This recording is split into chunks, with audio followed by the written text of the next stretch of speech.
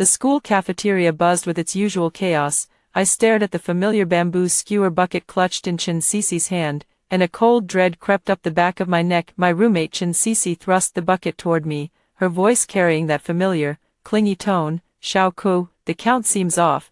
Can you talk to the auntie about it?" But I didn't reach out to take it. "It's your turn to treat this week. Handle it yourself." I pulled the other roommates back half a step. Chin Cece's hand, clutching her campus card, froze mid-air. Her eyes were visibly panicked. She didn't want to spend extra money, but she was afraid of making a scene. In my past life, whenever this happened, she'd signal me to step up and fight her battles. "Xiao Ku, just tell the auntie. The skewers are miscounted." The students queuing behind us began to stir, their impatient sighs puffing against the back of her neck. "Cece, didn't you just say it's only a dozen or so yuan?" I stepped forward and patted her shoulder. "The auntie works hard too, and refunding to the campus card is a hassle. Just accept it." Chin Cece clicked her tongue repeatedly, her gaze darting to the crowd waiting to pay behind her. Her eyes lingered on the extra 14 bamboo skewers for barely a second before snapping back to me. But this time, I wasn't going to nitpick on her behalf anymore. When Chin Cece took the drink the cafeteria auntie handed her, her hands were trembling uncontrollably. On the way back to the dorm, one of the other roommates mentioned she was thirsty, but Chin Cece clutched that bottle of drink tightly, not showing the slightest intention of offering her even a sip. "Li Ku, I overpaid 14 yuan. Chin Cece finally lost it, her emotions erupting completely.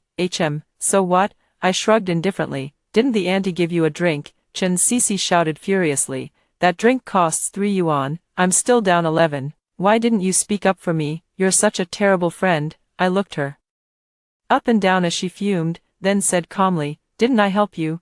I told the auntie to refund the money, but you dragged me away because I was embarrassing you. I thought you didn't care about a lousy dozen yuan." Chin Cece's face grew uglier by the second. I don't care, but losing over 10 yuan for no reason, nobody feels good about that." Hearing this, I raised an eyebrow. "Then maybe we should go back to splitting the bill next time. That way, if something like this happens again, we all share the risk." No need." Chin Cece waved her hands frantically. "Let's just keep it like this. Weekly dinners, taking turns treating. It's fine." The other roommates shot her a glare as they walked into the dorm building. When the semester first started, we'd all agreed to split the bill for group meals, but after 2 gatherings, Chin Cece proposed taking turns treating instead. Tit for tat, that's what real friends do. Who didn't see through her little scheme? When I or the other roommates treated, we'd go to restaurants outside campus, spending 70 or 80 yuan per person for a decent meal. When it was her turn, it was always the school cafeteria, never exceeding 20 yuan a head. That night, through the curtain, I heard Chin Cece's hushed voice from the bunk above. "What a loss. Those 5 cost me 14 extra yuan, 3 yuan each. Every single one of them owes me a drink. When it's their turn to treat, I'm making them all buy me milk tea. That damn Li Ku. Before, all I had to do was play the victim and she'd charge ahead for me. Why didn't it work this time? If she'd gotten my money back, I wouldn't be lying here sleepless." Under my sleep mask, I let a small smile curl at the corner of my mouth. "This is only the beginning. Your good days, Chin Cece, are over, too." In my past life, Chin Cece spread rumors all over campus that I was a stingy, petty person. When buying fruit, Chin Cece would stare at the mangoes on the stand, then turn to me with those pitiful eyes. I knew she wanted them, but the skin and pit added weight, which made her hesitate, so I stepped up and spoke for her. "Excuse me, could you cut these up and weigh them without the skin?" But after taking the mangoes from the vendor, she sighed endlessly. "The shop rent on campus is expensive, and the owner works hard too. Why do you have to be so nitpicky?" At the supermarket checkout, when she noticed her sanitary pads were 5 yuan more expensive, she handed me the receipt, signaling me to double-check. "Excuse me, did the price of these go up? They were 10 yuan a pack before, why are they 15 now?" While I argued with the cashier, she stood off to the side, head buried in her phone, as if none of it had anything to do with her. Only when the manager came out, admitted the price was entered incorrectly, and refunded the 5 yuan to Chin Cece, did she finally let out a sigh. "Ugh, I'm so sorry. My roommate always gets hung up over these little amounts of money. Sorry for the trouble." Similar incidents kept piling up. Once, at the print shop, she printed a huge stack of documents, and the owner miscounted, overcharging her by 10 yuan. She wouldn't say anything herself. Instead, she shoved her phone in front of me and mumbled quietly, "Li Ku, I think the math's off. so I had to steel myself and go back to ask the owner to recalculate. The owner had a short temper and a sharp tongue. While I argued our case, Chen Sisi stood at the door, looking away with a, "I don't know her" expression. After I got the money back, she tucked it into her wallet and murmured softly, getting red in the face over 10 yuan, "How ugly does that look? Don't do that again next time." The funniest part was the time she checked her campus card statement and discovered she'd spent over 200 yuan on water in a single month. She dragged me to the student affairs office to explain the situation to the counselor, who even joked that unless she'd been washing an elephant, there was no way she could have used that much water. I tried to raise a concern on her behalf. Maybe the campus card system had glitched, but Chen Sisi immediately jumped in and apologized to the counselor for me. "I'm so sorry, teacher, my roommate, she's being embarrassing." Yet after she got her 200 yuan refund, she turned to me with nothing but mockery in her eyes. "You know, people should be more generous. Don't be so petty about every little thing. If you just face problems with a calm attitude, things work themselves out." I lay in bed that night, wide awake, and finally realized my cheapness was nothing more than a backdrop to highlight her generosity. Whenever something came up, Chen Sisi would distance herself from the mess and push me forward to play the villain. She carefully crafted this image of herself as magnanimous and understanding, while shoving the actual dirty work of fighting for what was rightfully hers onto me. Then, afterward, she'd criticize me to cement her own moral superiority. She really wanted to have it both ways. But from now on, I wasn't going to be her petty villain anymore, and what would she do then? 3. The next morning, I stood between the first cafeteria and the second cafeteria, hesitating over what to get for breakfast. Suddenly, Chen Sisi hooked her arm through mine from behind. "Li Ku, let's go get instant noodles at the first cafeteria." Before I could even refuse, she was already pulling me to the counter. "Boss, 1 seafood noodle, add egg, no sausage, coming right up, that'll be 9 yuan." Class was starting in 20 minutes, and I couldn't be bothered to figure out what else to eat, so I just ordered the same thing. "Boss, 1 seafood noodle with egg." "Got it, 7 yuan. I was about to scan the QR code when I looked up and saw Chen Sisi frowning, staring hard at me. "Hey, wait, we ordered the exact same thing, both with egg, no sausage, so why is yours 7 and mine 9? She glanced around at the students queuing for their food, nudged me toward the window, and said, in a voice soft enough to seem polite but loud enough for everyone nearby to hear, "Boss, my roommate has something she wants to say to you." Chen Sisi looked at me with eager expectation, clearly thinking I'd charge into battle for her like I always had, but I said nothing. I just quietly pulled out my phone, scanned the code, and paid, my voice flat. "Boss, the 7 yuan is sent." Chen Sisi immediately grabbed my sleeve, her tone sharp with urgency and frustration. "Li Ku, didn't you hear me?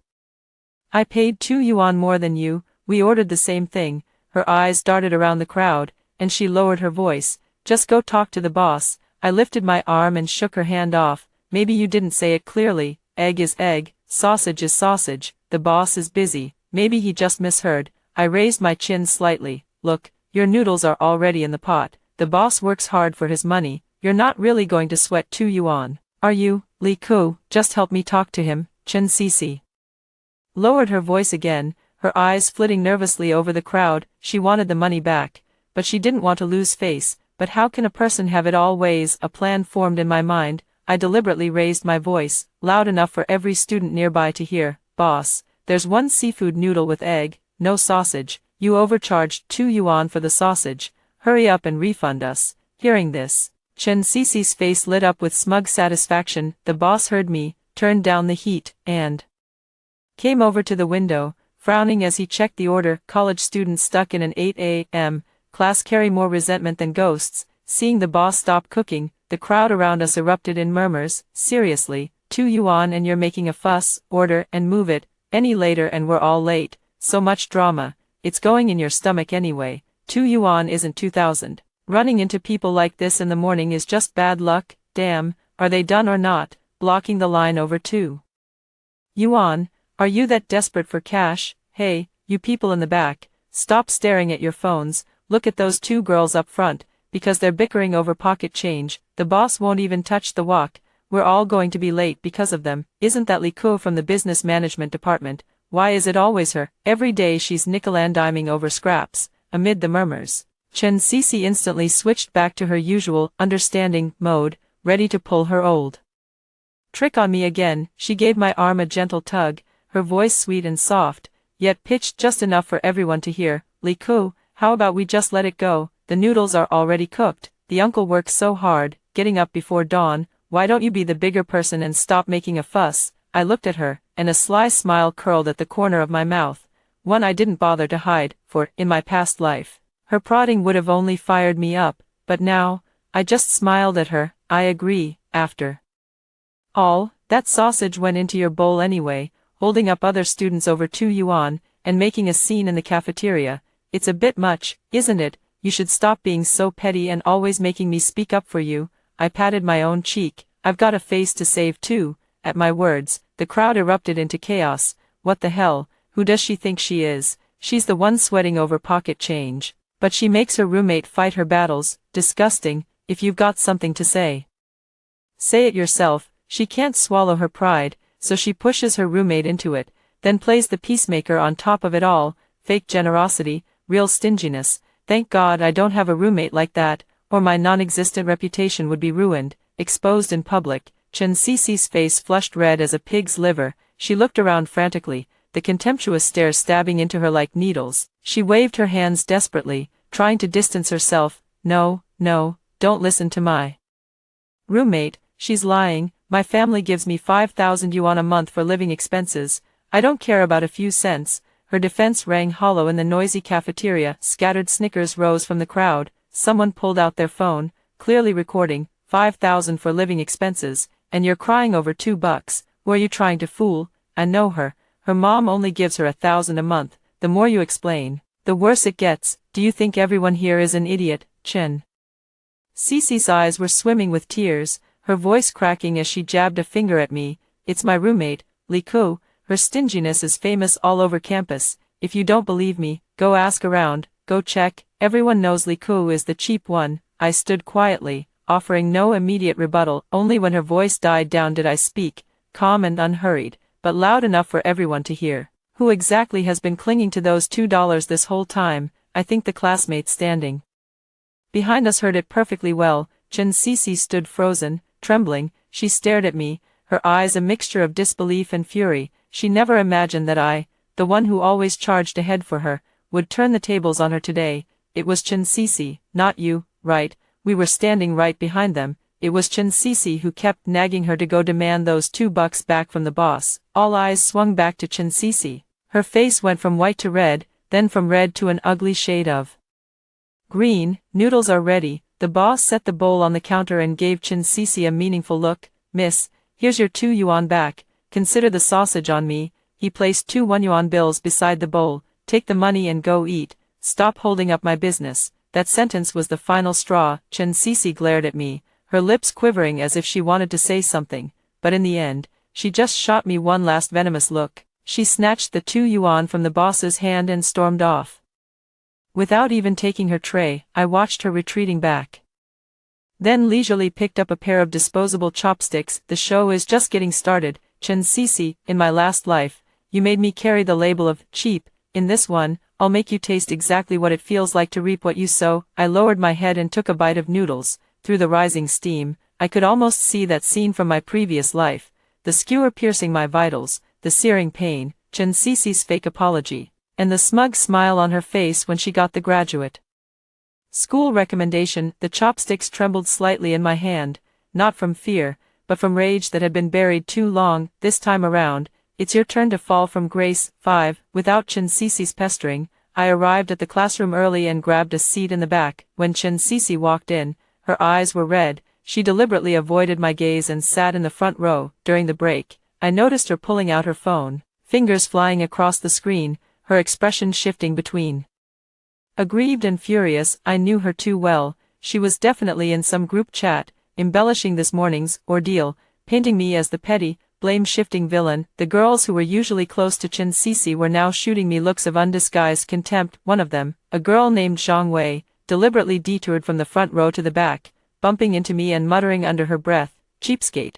I smiled faintly and let it go. Those small fry weren't worth my energy. Before class ended, the counselor came in to announce the selection for the Spiritual Civilization Advanced Individual Award. In my last life, after I died, that award went to Chen Cece without a doubt. The generous and kind reputation she built on my life gave her an unbeatable edge in the selection, but now, let's see if she can still pull it off. At the class evaluation meeting, the counselor asked everyone to nominate candidates democratically and state their reasons. Chen Cece's name came up.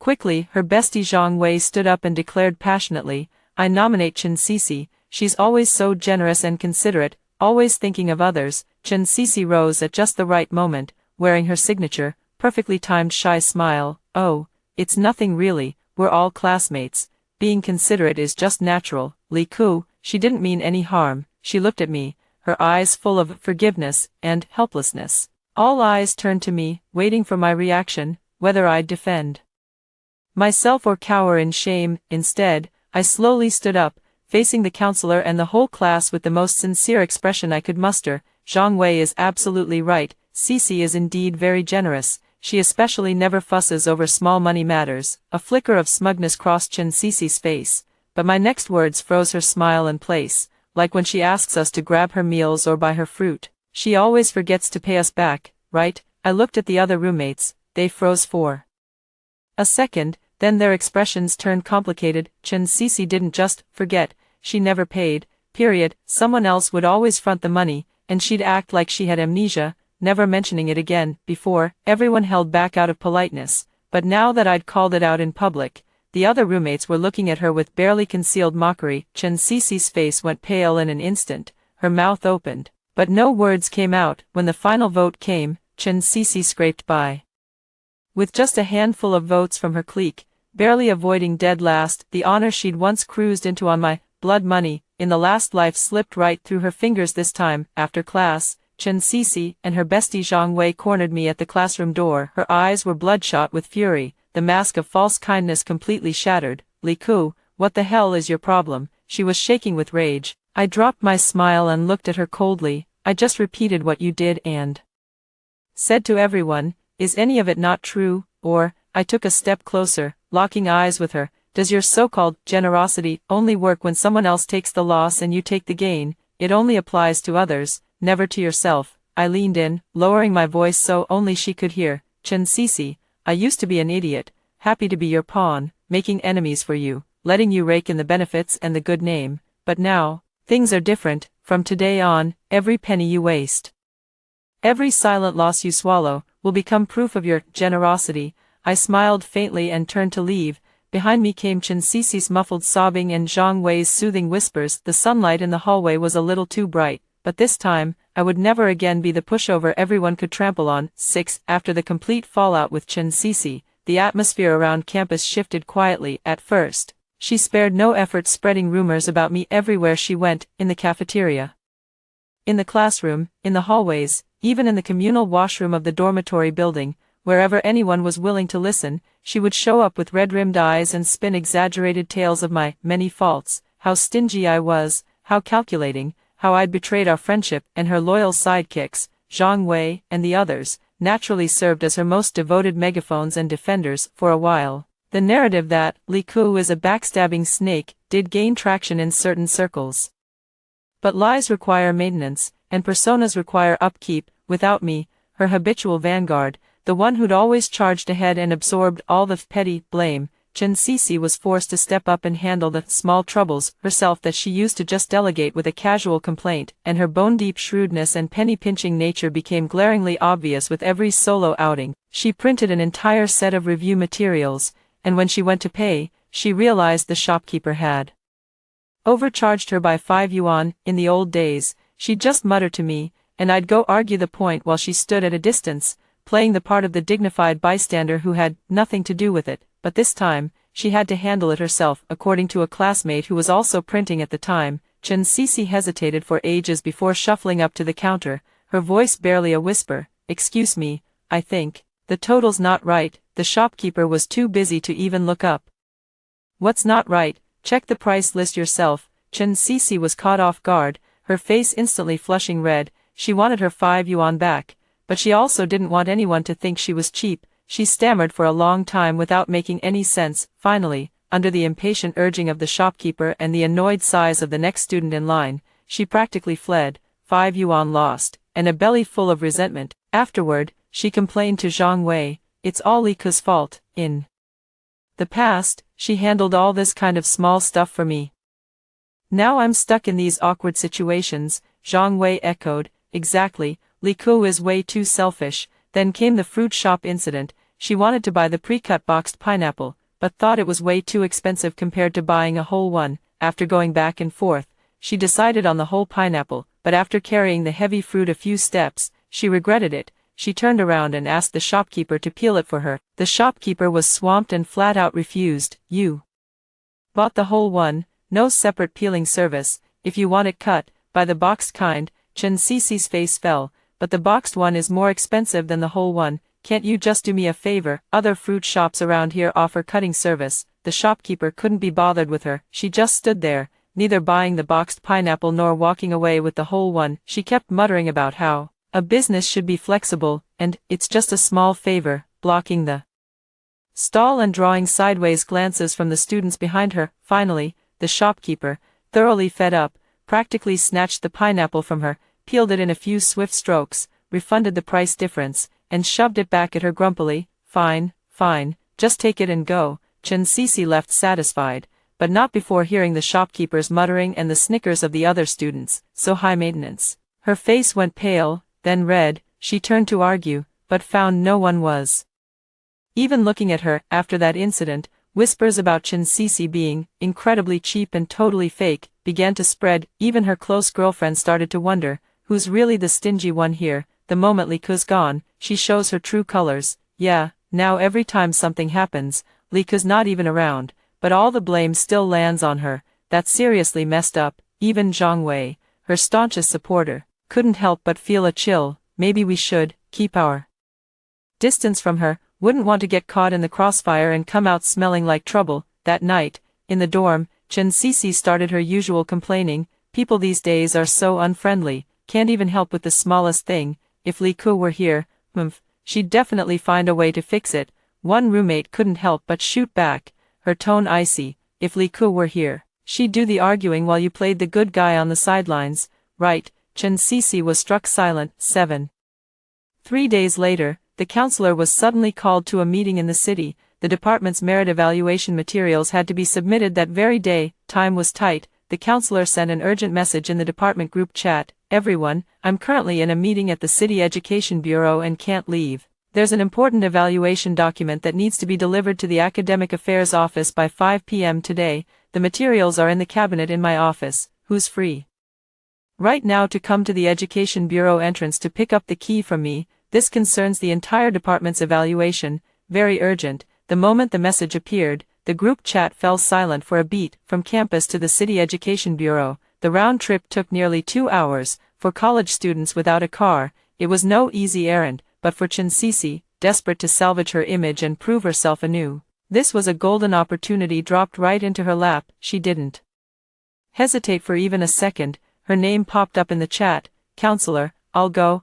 I have no classes this afternoon. I promise I'll get it done." She even added a clenched fist emoji for good measure. She quickly tagged the counselor, terrified someone else might snatch up this credit. The counselor replied promptly, "Great, Chen Cici, thank you so much. Give me a call when you reach the Education Bureau entrance, and I'll hand you the key. Be safe on the road, and please hurry." Chen Cici packed up her things with smug satisfaction, already picturing the counselor's praise and her classmates' newfound admiration. She calculated the timing carefully. To save on cab fare, she decided to take the bus. The problem arose on the return trip. "I happened to be heading back to campus after a tutoring session in the city, and I ran into Chen Cici on the same bus. She spotted me the moment she got on, clutching the key tightly in her hand, looking thoroughly pleased with herself. As she dropped the coin into the box, her mind was entirely occupied with how to show herself off in that moment. In a daze, she fed a 5 yuan bill into the slot as if it were a single yuan. Chen Cici snapped back to reality in an instant,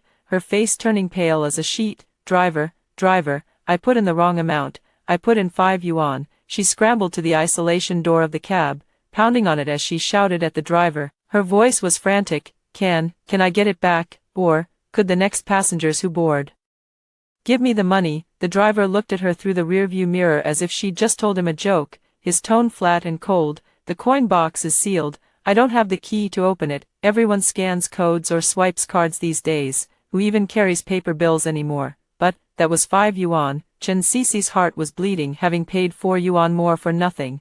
That was more than her entire day's phone bill. She completely forgot about the urgent mission she was supposed to be carrying out. Her mind was consumed by that accidentally lost 5 yuan. Driver, is there really no way? Then aren't I just taking a huge loss? She pressed on, unwilling to let it go, a hint of resentment creeping into her tone, as if the driver were somehow responsible for her mistake. The driver had lost his patience. I told you there's no way. Either you ride to the end of the line, get off at our head office, go to the dispatch office, explain the situation, write up a request, and see if the higher-ups approve it. But honestly, for a few yuan, is it really worth all that trouble, miss? Just find a seat and sit down, don't interfere with my driving, ride to the end of the line, go to the head office for a refund. Chen Cici's eyes lit up instantly. Right, she could still get it back. It was troublesome, sure, but that was 4 yuan. There was no way she was letting that go. She completely ignored the driver's latter remark about it not being worth the trouble, and don't interfere with my driving. She also completely forgot that the evaluation materials for the entire department's students were waiting to be delivered. That obsession with 4 yuan had completely seized hold of her. Under the driver's bewildered and speechless gaze, Chen Cici actually found a seat and sat down, clutching her bag tightly, her gaze fixed firmly ahead. Terminal station, City Public Transit Headquarters. 7. The bus's mechanical female voice announced that the next stop was the school. I made my way to the rear door, ready to get off.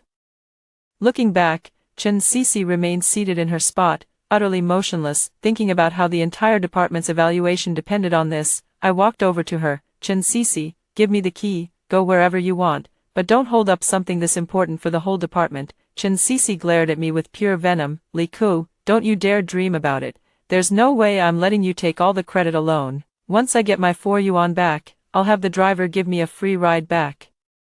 It'll still be in time. The moment the doors opened, I jumped off the bus. A person hell-bent on throwing their life away can never be saved. Chen Cici, you just wait for the wrath of every teacher and student in the department. Chen Cici was so completely absorbed in her plan to recover her losses, that she didn't even notice the strange looks other passengers were throwing her way. She never thought to send the counselor a message explaining she'd be late. What she also didn't know was that in the department's group chat, classmates had already started tagging her, asking where she was. The counselor was also asking whether she'd picked up the materials. Her phone lay silently in her bag, as if it, like its owner, had chosen to selectively ignore everything else in the world, focusing only on those precious 4 yuan. Time ticked by, minute after minute. In the hallway of the Municipal Education Bureau, the counselor had made call after call, frantically asking where Chen Cici was.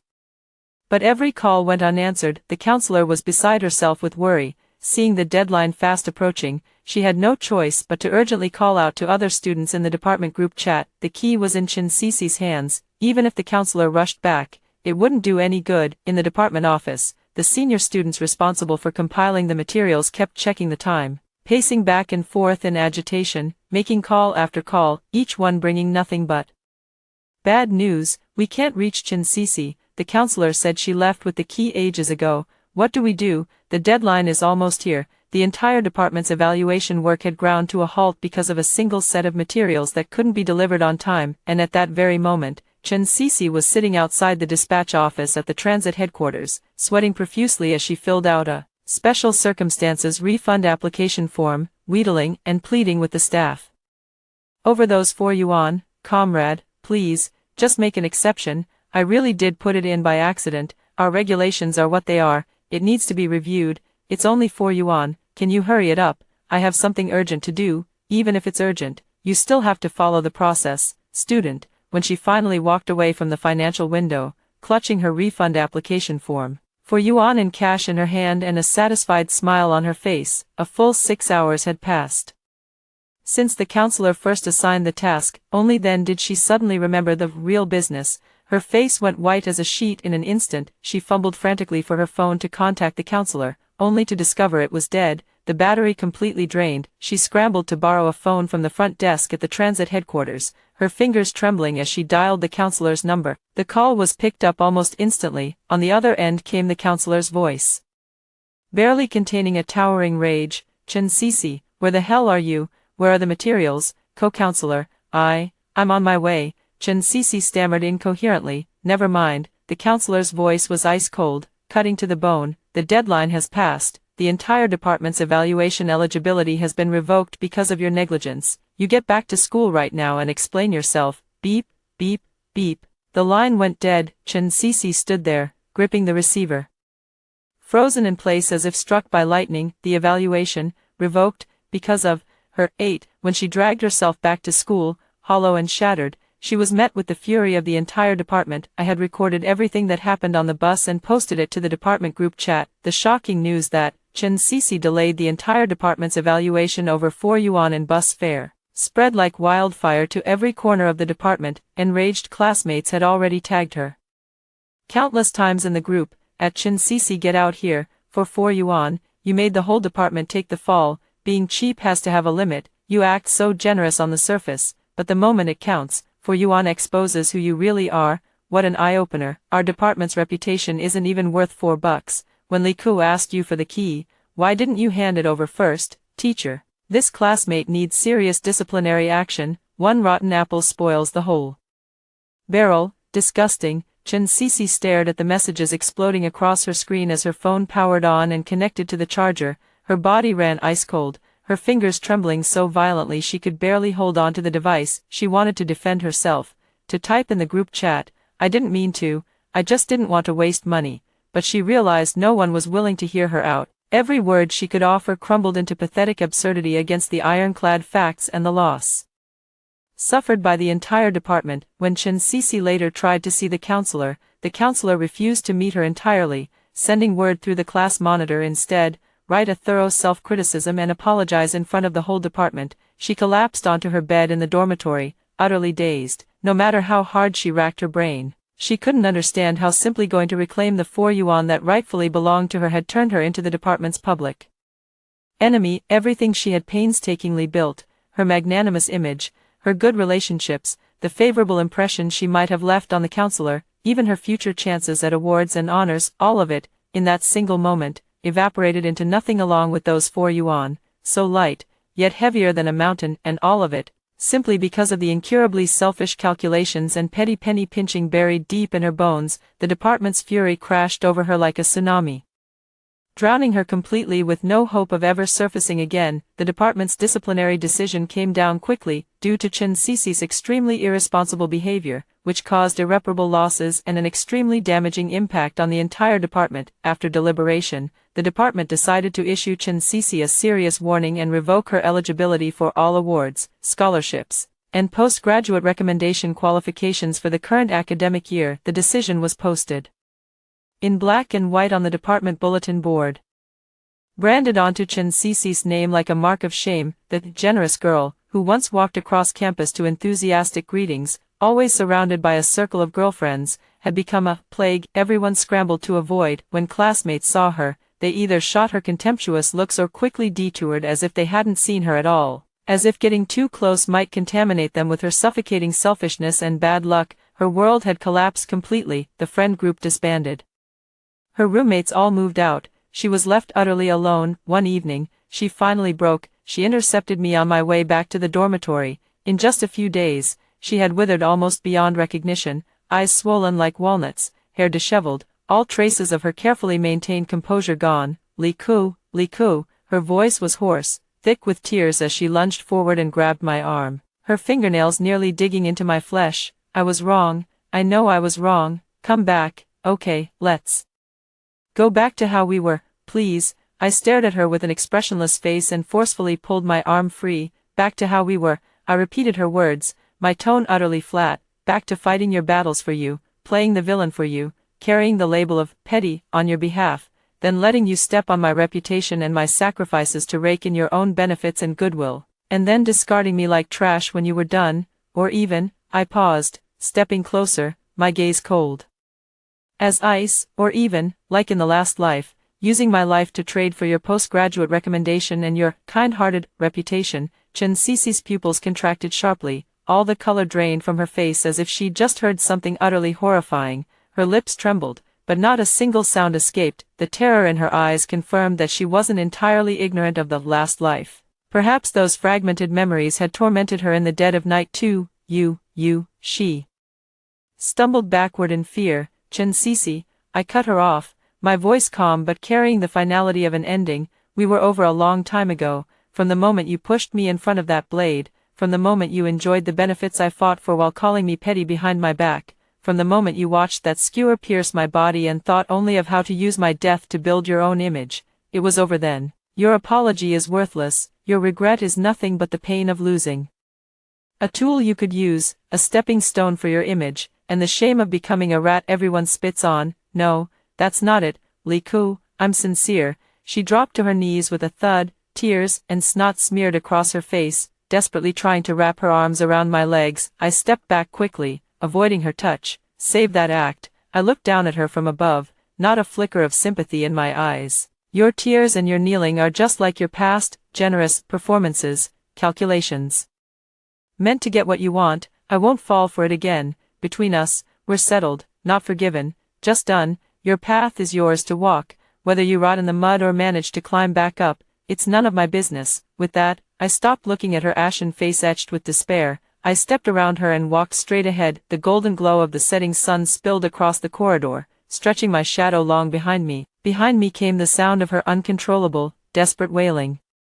Heart-wrenching, filled with utter regret and the agony of irreversible loss, but I didn't look back, not even one step. The Li Ku who foolishly gave everything and let herself be pushed around died beneath that skewer in the previous life, and the me of this life has broken free of the shackles, seen people for who they truly are, and personally wrenched everything twisted back onto the right track. I don't need her repentance to prove I was right, and I don't need her misery to highlight my success. My future has nothing to do with her from this moment on. I took a deep breath, feeling the stifling weight that had pressed on my chest for 2 lifetimes finally dissolve completely. I pulled out my phone and saw a new email notification.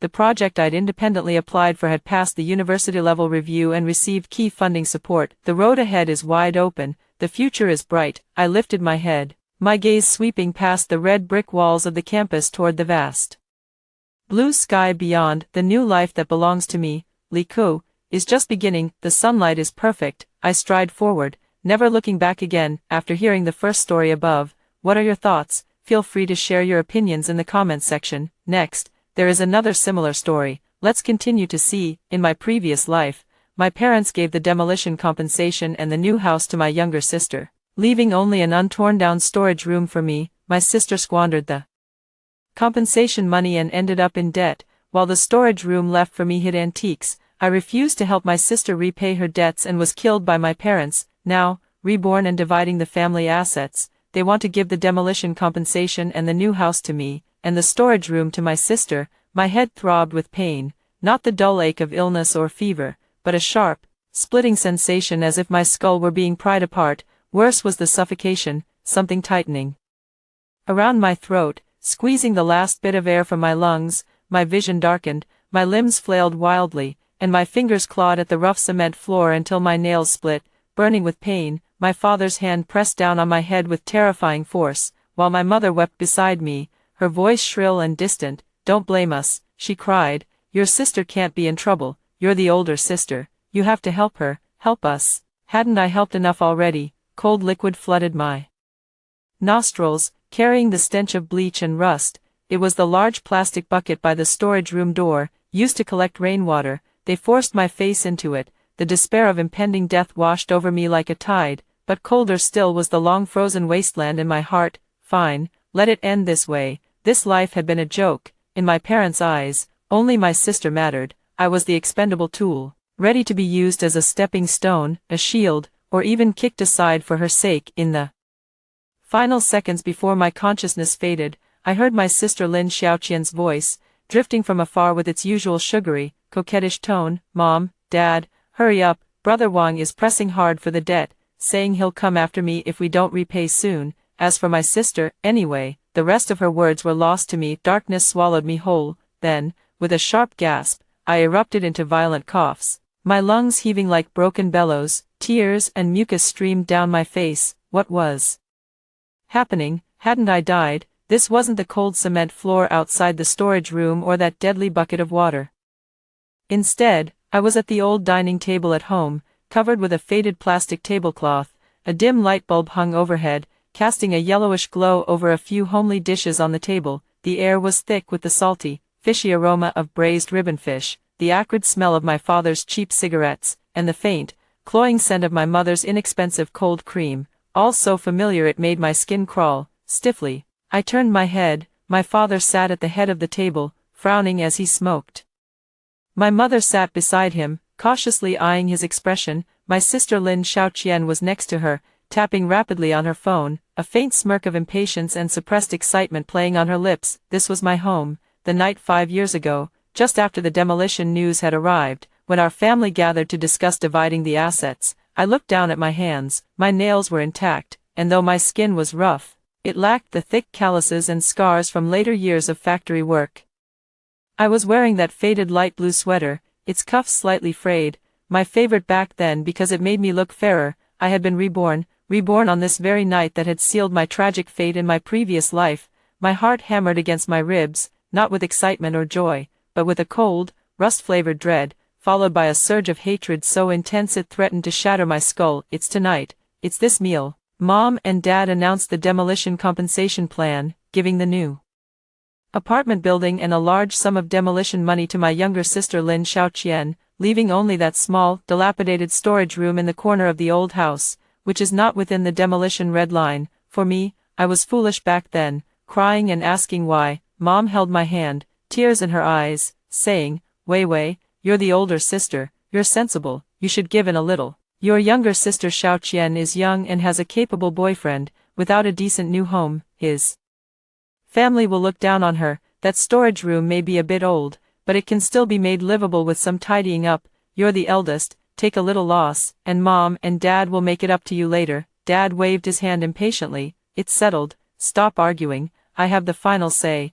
I waited for that compensation until I died, until they personally held my head underwater and drowned me. But I never received the so-called compensation they promised. Meanwhile, Lin Xiaoqian squandered the new apartment and money recklessly and soon fell deep into debt. When creditors came knocking, Mom and Dad panicked. That's when they remembered me, not to care about me, but to remember that I at least had a storage room that could provide shelter from wind and rain, even if it wasn't worth much. I refused to sign the papers to sell the room and help my sister pay off her gambling debts, so they listened to Lin Xiaoqian's suggestion. Create an accident, use my life to exchange for some compensation money. I cleared my throat, stubbed out the cigarette but in the greasy ashtray, letting out a faint sizzle. I clenched my fingers resting on my knees tightly, digging my nails deep into my palms. The slight sting forced my chaotic, racing thoughts to calm down. Don't panic, stay calm in the face of danger. You've lived 5 extra years, you've died once, you know everything that's going to happen next. The advantage is yours.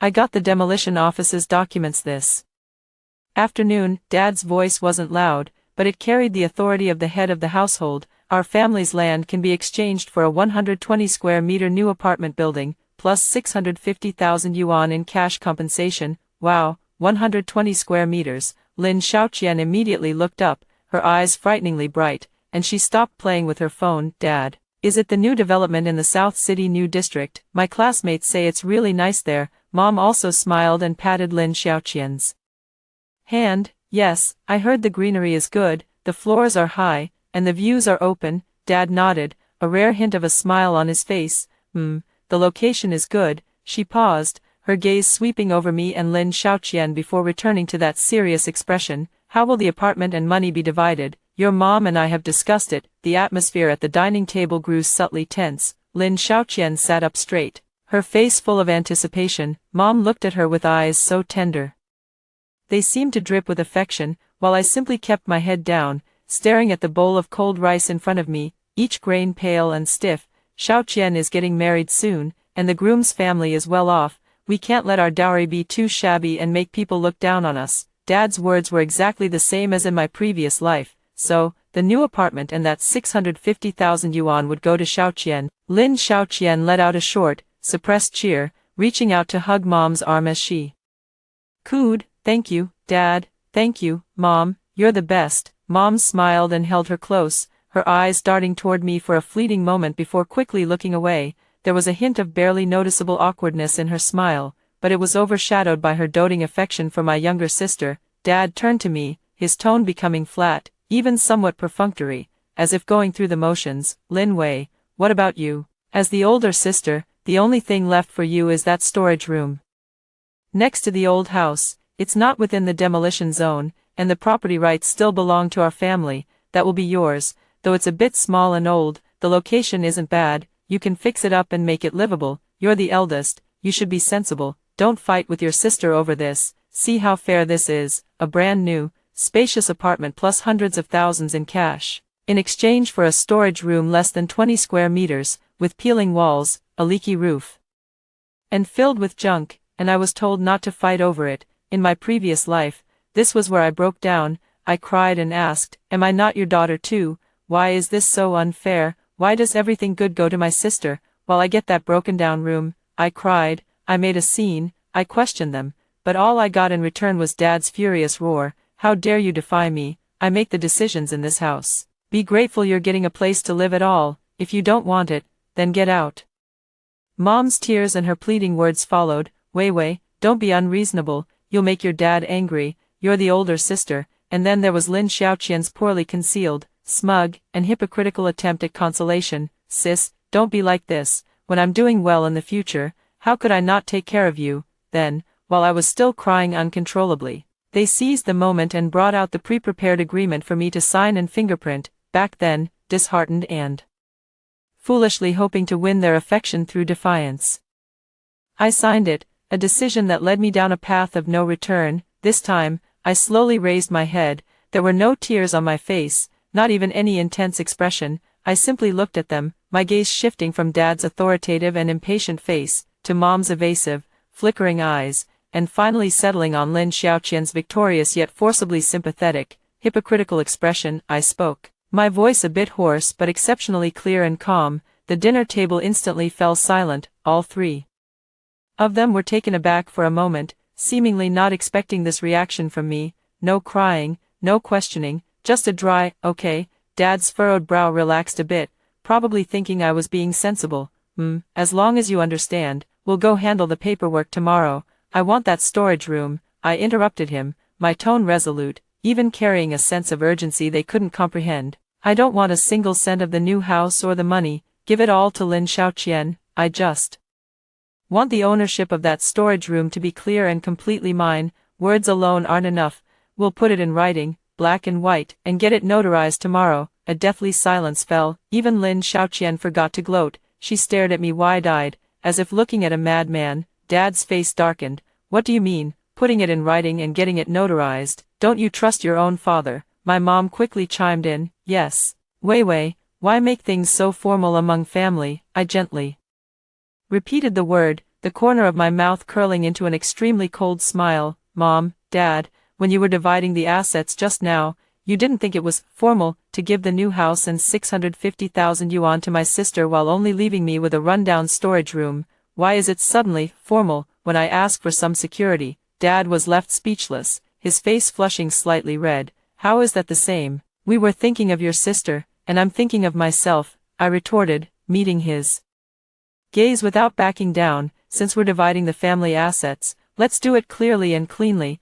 I won't touch what belongs to my sister, and she shouldn't covet what's mine, no matter how shabby that storage room is. Once it's in writing and notarized, everyone can rest easy, so there won't be any misunderstandings later. My gaze swept meaningfully over Lin Xiaoqian. A flicker of guilt and anger crossed her face, and she shrilled, Sis, what are you implying? Who would want your rundown room? I wouldn't take it even if you gave it to me for free. That's for the best. I nodded. So signing and notarizing it is good for everyone. Dad, as the head of the family, you wouldn't object to such a small matter, would you? I deliberately paused. Or perhaps, your earlier division wasn't as clear as you thought, and there might be changes later. Nonsense. Dad couldn't stand having his authority questioned, especially by me, who had always been quiet. He slammed the table, making the dishes jump. My word is my bond. If I say it's yours, we'll get it notarized if that's what you want. Do you think I care about that dump of a storage room, old Mrs. Lynn grew a bit anxious, tugging at Dad's sleeve.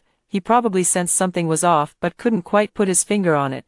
By all logic, having suffered such a great loss, I should have been crying and making a scene, yet here I was, calm as could be, even eager to legally cement this disadvantageous deal. It was just too abnormal, but Dad was too furious to listen to reason, so it was settled just like that. We'll go handle it tomorrow, Lin Wei. Let me tell you, once the papers are signed and notarized, that rundown room is yours, whether it collapses or gets torn down in the future. It has nothing to do with this family. The new house and the money belong to Xiao Qian, and you're not allowed to covet them anymore. Do you hear me? I answered quickly, but the ice in my heart grew another layer thicker. It didn't matter. This was exactly what I wanted. What I wanted was to have nothing to do with this family. Lin Xiaoqian curled her lip, probably thinking that notarizing it was no big deal anyway. In her eyes, that storage room was no different from a garbage dump. She picked up her phone again, her tone light. Dad, don't be angry. If sister wants it, let her have it. But I'll say this now. For the new house renovation, I want that super trendy, ins style that's popular lately. And about the money, can you give me part of it first? I want to buy a car to make getting around easier. Their attention was quickly diverted as they began excitedly discussing the new house's renovation and car models. In their words, that 650,000 yuan had already transformed into exquisite wallpaper, sparkling crystal chandeliers, and sleek car bodies. Meanwhile, the eldest daughter, who had just been cast aside with only a dilapidated storage room to my name, became like an invisible, insignificant backdrop. Slowly, I unclenched my tightly balled fists, leaving behind crescent-shaped red marks on my palms. Good, the first step was done. No one knew what was hidden inside that rundown storage room they treated like trash, a secret I only learned just before my death in my previous life. Behind the innermost mottled earthen wall of the storage room was a very small hidden compartment. Inside lay an old wooden chest buried by my grandfather, or rather, my biological grandparents, whom I had never met. In my past life, Lin Xiaoqian had incurred massive debts, and my parents forced me to sell the storage room to repay them. The buyer was someone who knew what he was doing. While tearing down the wall for renovations, he discovered the chest and opened it on the spot. Inside were several ancient scrolls tightly wrapped in oilcloth and a pair of crystal-clear jade bracelets. It was said that later, a single painting alone sold for over 10 million. By then, I had already been killed. My spirit drifting aimlessly, I saw with my own eyes that family's ecstatic joy, and I also witnessed my parents and sister, upon learning the news, beating their chests in anguish, nearly vomiting blood from regret, and blaming each other in a disgraceful display. How ironic, these priceless treasures are mine now, while the house and cash you've been dreaming about are yours. I lowered my eyes, hiding the icy glint in them. Lin Xiaoqian, my dear sister, you should enjoy it. Enjoy your extravagant days, the thrill of hiding from loan sharks, and the affection of our parents who will drain everything for you until they have nowhere left to turn. This time, not only will I not save you, but I will also watch you step by step descend into the abyss you've chosen for yourselves. The discussion at the dinner table continued, filled with beautiful visions of the future. Mom had even started fantasizing about holding her grandchild while basking in the sun on the balcony of the new house. I silently stood up, gathering the bowl and chopsticks in front of me. I'm full, I'll go tidy up my room first, I said. Mom seemed to remember my existence only then. She glanced at me, her expression complicated, opened her mouth as if to say something, but in the end, she only uttered, "Oh, okay, that storage room hasn't been cleaned in a long time, it's probably very dusty, take your time with it." Carrying the bowl and chopsticks, I walked into the kitchen. Behind me came Lin Xiaoqian's hushed yet still clear laughter. "Mom, do you think sister has gone crazy from the shock? She actually wants that rundown room." I placed the bowl in the sink, letting the cold tap water wash over the back of my hand. "No, dear sister, the foolish one was the me from the previous life who still held on to illusions about you. This life, I am very clear-headed. The show has only just begun." When I inserted the key into the lock, the resistance made me exert a bit of force. I twisted it, and with a click, the bolt retracted. A wave of air, mixed with the smells of mold, dust, and aged belongings, rushed toward me. Instinctively, I turned my head away and coughed twice, pushing open the door. The afternoon sunlight slanted in, illuminating the countless dust particles dancing in the air, like a silent shower of golden snowflakes. the storage room was more cramped and dilapidated than I remembered. About 15 or 16 square meters. Against the walls were piled rickety tables and chairs, broken wicker baskets, bedding covered in thick dust, a few clay pots and earthen basins whose original colors were no longer discernible, along with some other junk furniture whose names I couldn't even recall. The walls were made of old-fashioned yellow mud mixed with straw, and in many places, the plaster had already peeled away, revealing the equally fragile adobe bricks beneath. The rafters and the ceiling were pitch black, draped with cobwebs. A few roof tiles were broken, allowing several shafts of light to pierce through, within which floating motes of dust were visible. This was to be the starting point of my new life, or rather, my revenge. I didn't immediately start searching for that hidden compartment. There was no rush. In my previous life, the buyer had discovered it by accident while demolishing the wall. The compartment was well concealed, located behind the wall in the northwest corner, with a massive, empty earthen jar, once used by my grandfather for pickling vegetables, leaning against it. Though long empty, the jar was incredibly heavy and caked with years of grime. The immediate priority was to solidify the gains from this family dispute and lock them firmly into legal terms. Last night, when I brought up notarization, Dad agreed in the heat of the moment, but knowing him, after a night's sleep, he would likely regret it or be swayed by my mother and sister into coming up with some new scheme. I had to strike while the iron was hot. I left the door open to air out the room. I turned and went back to what could no longer be called home. Mom was in the kitchen washing dishes, the sound of running water loud and clear. Dad was sitting on the living room sofa, watching the news on TV with the volume turned up a bit too high. Lin Xiaoqian wasn't around, probably couldn't wait to show off her soon-to-be-acquired new apartment and car to her girlfriends. I walked straight up to Dad, blocking part of the TV screen. He frowned, looked up, and asked in an unfriendly tone, "What do you want?" I pulled 2 sheets of paper from the canvas bag I was carrying. I had stayed up almost all night, referencing a simple template I found online, and handwritten a family property division agreement. The handwriting was neat, the clauses clear. Party A, the parents, permanently gifted the storage room on the west side of the old house, with a rough hand-drawn sketch and the property certificate number attached. To Party B, the ownership of the property belonged solely to Party B, all other compensation from the demolition, the new apartment and cash, would go to Lin Xiaoqian. Both parties hereby clearly divide the property, agree not to interfere with each other in the future, and acknowledge no further financial disputes. Spaces were left below for signatures, thumbprints, and the date. "Dad, I've drafted the agreement, take a look," I said, handing him the papers. "If there are no issues, let's go to the notary office this afternoon and get it done. The sooner it's settled, the sooner you and Mom can focus on arranging the new apartment for Sister." Dad took the papers, skimmed through them, and his face darkened. He wasn't highly literate, but the black and white text was clear enough, especially the line about not interfering with each other in the future and acknowledging no further financial disputes seemed to prick a sensitive nerve. What's the meaning of this? He slapped the papers onto the coffee table. Not interfere, no disputes. Lin Wei, your wings aren't even fully grown yet, and you already want to draw a clear line with this family. Mom heard the commotion and came out of the kitchen, wiping her hands. She leaned over to look at the agreement, and her expression changed too, though only slightly. This is written so harshly. Why must it be like this between family?" I interrupted her, my voice calm, so calm it felt unfamiliar even to me. "Didn't we agree last night? Putting it in writing is to avoid misunderstandings later. Making things clear is better for everyone. That way, when my sister's new house is renovated and the money is spent, no one can say I, as the older sister, didn't contribute, or think that the storage room still belongs to this family and try to use it." I deliberately spoke bluntly and harshly. Sure enough, Dad's temper flared up again. "Who wants your shabby little space?" I said. "It's yours, so it's yours. Fine, sign,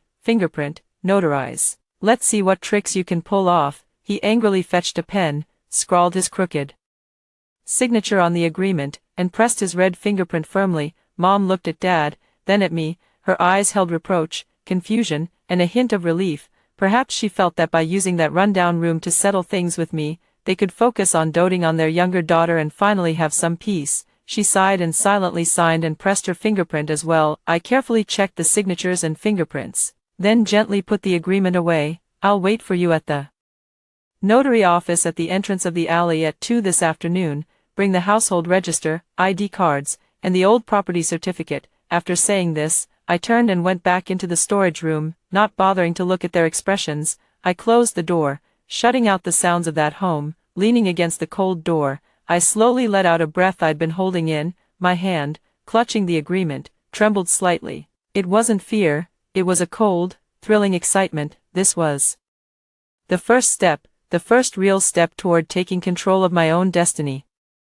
The notarization in the afternoon went surprisingly smoothly. Mom and Dad wore grim expressions and barely spoke throughout. The notary was a middle-aged woman who had likely seen many family property division scenes. She glanced at the agreement, then at the three of us. Sensing the strange atmosphere, she proceeded with her duties, asking a few routine questions to confirm everything was voluntary, followed by a series of document signings, photocopies, and stampings. When the official copy of the agreement, stamped with the bright red seal of the notary office, was handed to me, I could feel my parents' gazes prickling my back like needles, especially Dad's, which held offended anger and a faint, perhaps unconscious, confusion. Maybe he hadn't expected me, his always obedient and somewhat timid eldest daughter, to be so resolute and uncompromising this time, cutting ties so decisively. All right, all procedures are complete, the notary said, handing them their respective copies.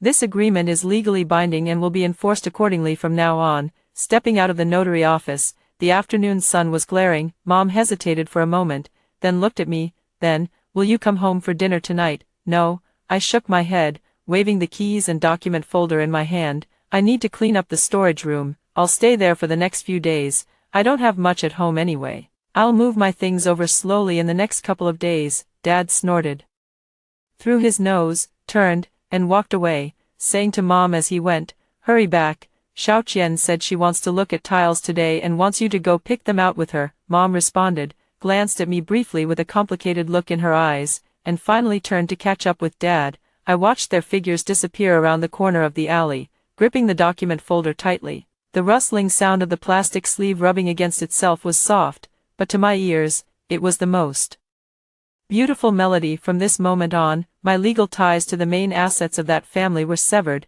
All that remained was the shaky, long-defunct so-called familial bond. Returning to the storage room, I began to clean up in earnest, a task demanding both effort and physical strength. I didn't rush to move the large vat in the northwest corner. Instead, I started from the doorway, clearing out the obvious, useless junk one piece at a time: broken furniture, rotten wood, scrap paper. Bit by bit, I carried them to the public garbage dump not far outside the door. Dust billowed up, covering my hair, face, and clothes. Sweat soon soaked through, making my undergarments stick uncomfortably to my skin, but I worked with vigor, a fire burning inside me, driving me to keep moving, lifting, sweeping, and wiping. Midway through, Aunt Lou, who lived in the neighboring courtyard, peeked in and exclaimed, "Oh my, isn't this the eldest daughter of the Lao Lin family? What are you doing cleaning up this old, run-down place? I heard your family got compensation for the demolition. Didn't you get a new apartment?" Aunt Lou was warm-hearted but also a bit gossipy, straightening my back and wiping the sweat from my brow. I smiled and said, "Aunt Lou, the new apartment went to my younger sister. This storage room was assigned to me." Aunt Lou's jaw dropped in surprise as she looked at me, then at the dilapidated room, her face showing clear sympathy and indignation. "How could they give you this broken-down place? It's barely livable. Your parents are really playing favorites, aren't they? And it's all legally documented." My tone remained calm as I continued sweeping the floor. "I think it's fine, it's quiet." She clicked her tongue and shook her head, probably thinking I was either foolish or pitiful. After offering a few words about helping if needed, she withdrew her head. I knew it wouldn't be long before the news of my parents favoring my younger sister and giving me this rundown room would spread through the nearby alleys. This was exactly one of the effects I wanted. Public opinion might not have much practical use, but at the very least, it would embarrass my parents and make some of my future actions seem less abrupt. After cleaning for most of the day, I finally cleared about 70 to 80% of the peripheral junk. There was now more space to move around, and I had swept a clear area in the center of the room, revealing the uneven, pitted dirt floor. The light in the room was slightly better than when I first entered, though it was still dim. Exhausted, my back and shoulders aching, and with 2 blisters on my hands, I found a relatively clean broken stool to sit on. Drinking the cold boiled water I had brought, my gaze involuntarily fell on the dark, imposing vat in the northwest corner. That was it. After catching my breath, I stood up and walked over. The vat was rough to the touch, its surface coarse and covered in a thick layer of greasy dust, with cobwebs hanging from it. I tried pushing it, but it didn't budge. I couldn't tell if it was solid or filled with something inside. Circling to the side, I tapped it with the handle of the broom. Thud, thud, the sound seemed somewhat hollow. My heart skipped a beat. This was exactly where the buyer back then had likely noticed something off about the sound and grown suspicious. But moving the vat was a problem. It was too heavy for me to lift alone, and trying to break it would make too much noise. Moreover, I couldn't yet be sure if the items hidden in the wall compartment behind it were intact. If I damaged the vat and harmed what was inside, it would be a loss not worth the risk. As I was pondering, a crisp sound of high heels tapping against the floor echoed from outside the door, accompanied by a strong wave of perfume drifting in. Well, so you're really working as a cleaner here. I didn't need to turn around to know who it was. My dear younger sister, Lin Xiaoqian. She didn't come in, just leaned against the doorframe with her arms crossed, scrutinizing the room with a critical eye. She fanned the air in front of her nose, her face full of disdain. This smell is really something, she said. Sis, I think you've really lost your mind. You gave up a perfectly good new apartment for this doghouse, and even forced Mom and Dad to go through the notarization. You're something else. I turned around to look at her. She had dressed up meticulously today, freshly styled hair, an obviously expensive dress, a shiny little bag in her hand, and her makeup flawlessly applied. It seemed she had already started indulging in the spending spree brought by the demolition compensation. Even though the money hadn't officially arrived yet, the notarization was agreed to by Dad. I said calmly, my doghouse, I like it. Your new apartment, you enjoy it. Lin Xiaoqian was taken aback by my firm but gentle retort. Clearly displeased, she sneered, what's there to be proud of? Just keep living in this dump. Oh, by the way, I forgot to tell you, Dad has already asked someone about that 650,000 yuan compensation. Part of it will arrive early next month, and I'll go pick up the car then, the top-of-the-line model you had your eye on. She deliberately spoke loudly, hoping to see disappointment or envy on my face. I just nodded. Oh, congratulations. Then I bent down to continue clearing away some broken tiles in the corner. My reaction seemed to bore her, like punching cotton. No impact at all. She paused for a moment, her tones suddenly turning a bit peculiar. Sis, are you really planning to live alone like this? How can anyone live in this place? Her eyes shifted. After Mom, Dad, and I moved to the new apartment, even though only this storage room is left in the old house, it's just sitting empty anyway. If you're really struggling, I could talk to Mom and Dad and let you stay in the living room occasionally. Looking at her condescending expression, I couldn't help but sneer inwardly.